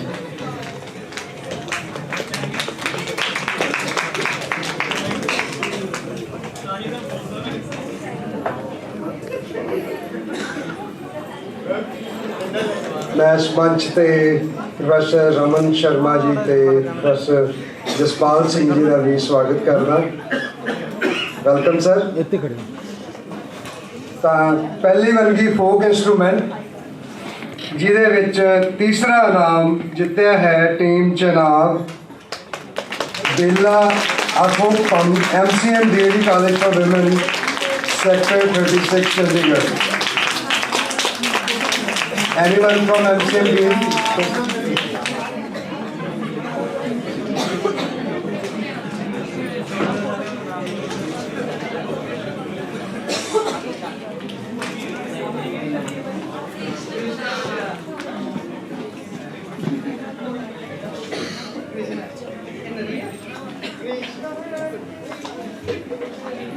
इस दे विच जो डिपार्टमेंट ऑफ यूथ वैलफेयर उन्होंने कोशिश रही है कि जो इंस्ट्रूमेंट्स ऑब्सोलीट हो रहे हैं वरतों च नहीं आ रहे उन्होंने दोबारा उन्होंने बचाया जा सके। जिवें पिछले साल एक इंस्ट्रूमेंट की गल चली सी कि 2 तारा इंक्लूड किया जाए, पहला 2 तारा नहीं सी वजदा हुंदा, तो वो लगातार मुसलसल एक कोशिश जारी है और बड़ा अच्छा उपराला डिपार्टमेंट ऑफ यूथ वैलफेयर वालों किया जा रहा है।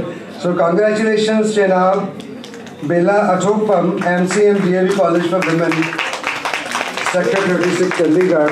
दूसरा इनाम है team Ravi Baljinder Singh GKSM government college Tanda Hoshiarpur.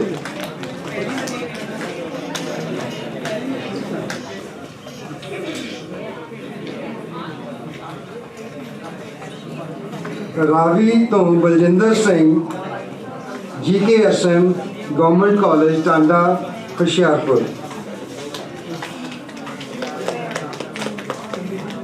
Folk instruments की वनगी यही है, लगता कि इवेंट खत्म ही ना होवे, इन्ना आनंदमई सुरां दा माहौल। ये सी Baljinder Singh GKSM government college Tanda तो।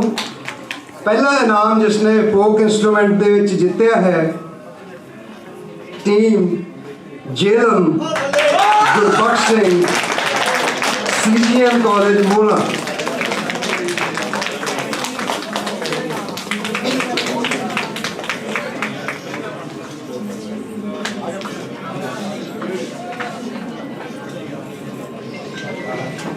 पहला इनाम जेलम गुरबख्श सिंह CGM कॉलेज मोला।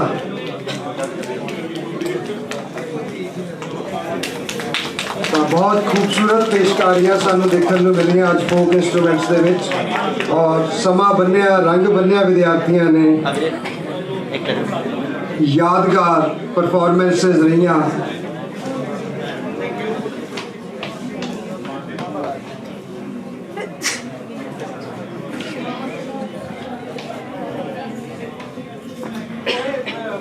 बहुत बहुत मुबारक बच्चों।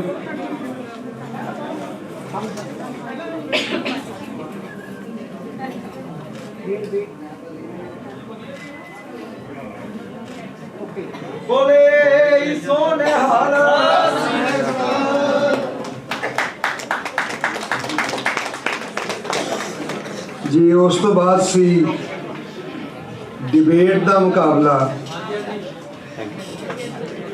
जिस दे विच तीसरा इनाम ब्रैकेटेड है team Sutlej Arshdeep Kaur Dev Samaj college of education for women Firozpur.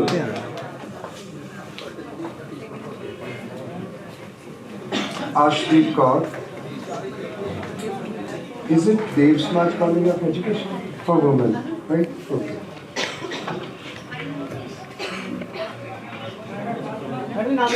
तीसरा थर्ड ब्रैकेटेड प्राइज है team Ganga Parvi Verma, GHG institute of law, Sidhwan Khurd. Ma'am ना लाओ प्लीज़।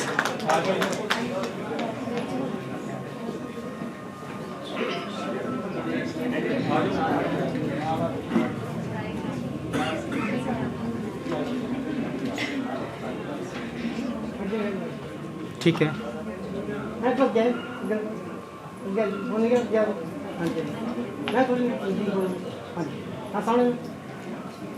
डिबेट करना भी अपने आप दे विच कला है। अजकल डिबेट करनी बड़ी औखी है।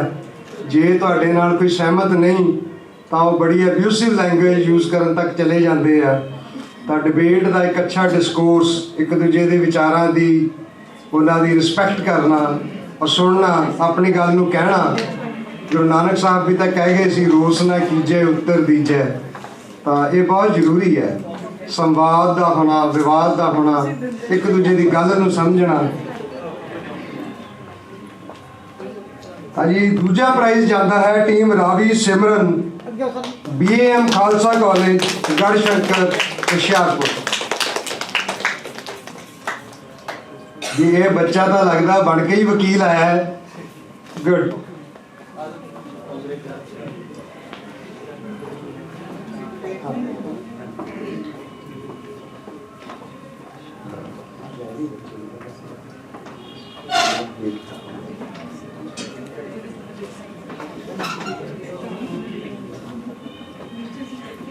तो ये हैं टीम रावी तो सिमरन, BAM खालसा कॉलेज गढ़शंकर।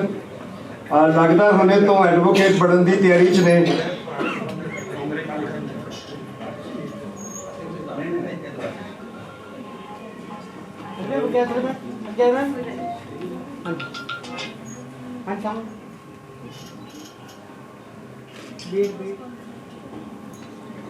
जी वैसे जज साहब तो चले गए ने, पर की मैं ऑडियंस की राय जान ला कि तुहाडी नज़र दे विच पहला इनाम किने जित्ते है? कोई आवाज़? जी वेरी गुड। टीम यमुना, एक्जैम Jessica, Guru Gobind Singh college for women, sector 26 Chandigarh.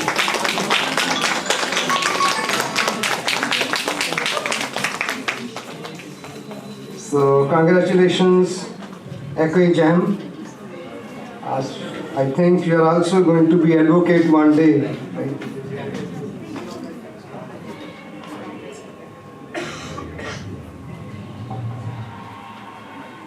Sari parliamentary democracy का थंब है डिबेट। फ्रेम तो बाहर हो जाएंगे। बिल्कुल सही। ठीक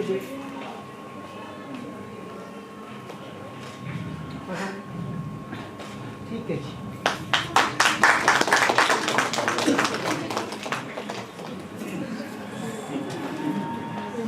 जी। इस तो बाद जो नैक्सट कैटेगरी है कंपीटिशन की, वो है एलोक्यूशन। एलोक्यूशन दे विच तीसरा इनाम जितने है team Chenab Shruti Bedi, GGDSD college, sector 32 Chandigarh. Shruti Bedi.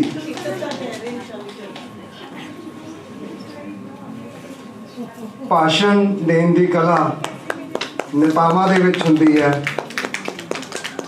लेकिन मैं पढ़ रहा सी कि Abraham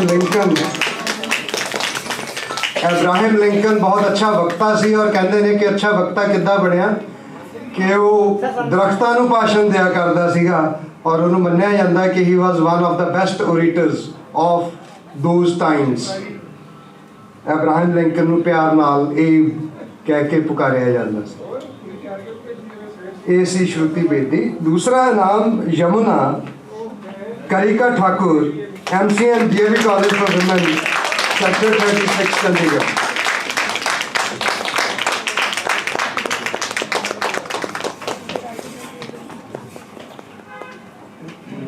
Congratulations, Karika Thakur. Now, again, I want to have voice from the audience. Let us wait for a few seconds.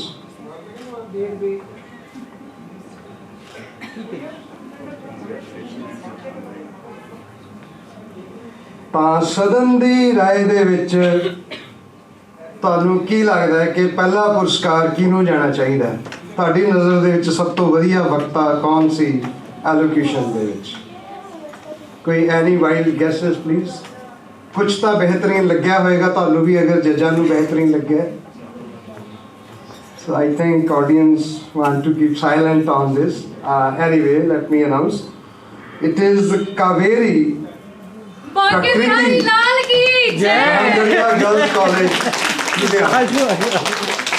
आजो बाकी very good. So hope to see you in Parliament in future if you are such a good orator. Congratulations.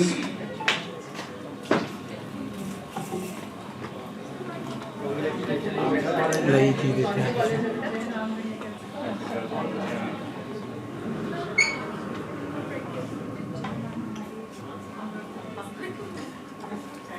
ਅੱਜ ਦੇ ਖੂਬਸੂਰਤ ਪ੍ਰੋਗਰਾਮਾਂ ਦਾ ਜੋ ਸੰਚਾਲਨ ਹੋਇਆ, folk instruments ਦਾ, debate ਦਾ, allocation ਦਾ, ਅੱਜ ਅਸੀਂ ਉਸ ਦੇ ਮੁਕਾਮ ਤੱਕ ਪਹੁੰਚਦੇ ਹਾਂ। ਕੱਲ ਫੇਰ ਨਵੇਂ ਸੂਰਜ ਦੀਆਂ ਕਿਰਨਾਂ ਦੇ ਨਾਲ, ਨਵੀਂ ਊਰਜਾ ਦੇ ਨਾਲ ਫੇਰ ਮਿਲਦੇ ਹਾਂ। ਧੰਨਵਾਦ, ਸ਼ੁਕਰੀਆ।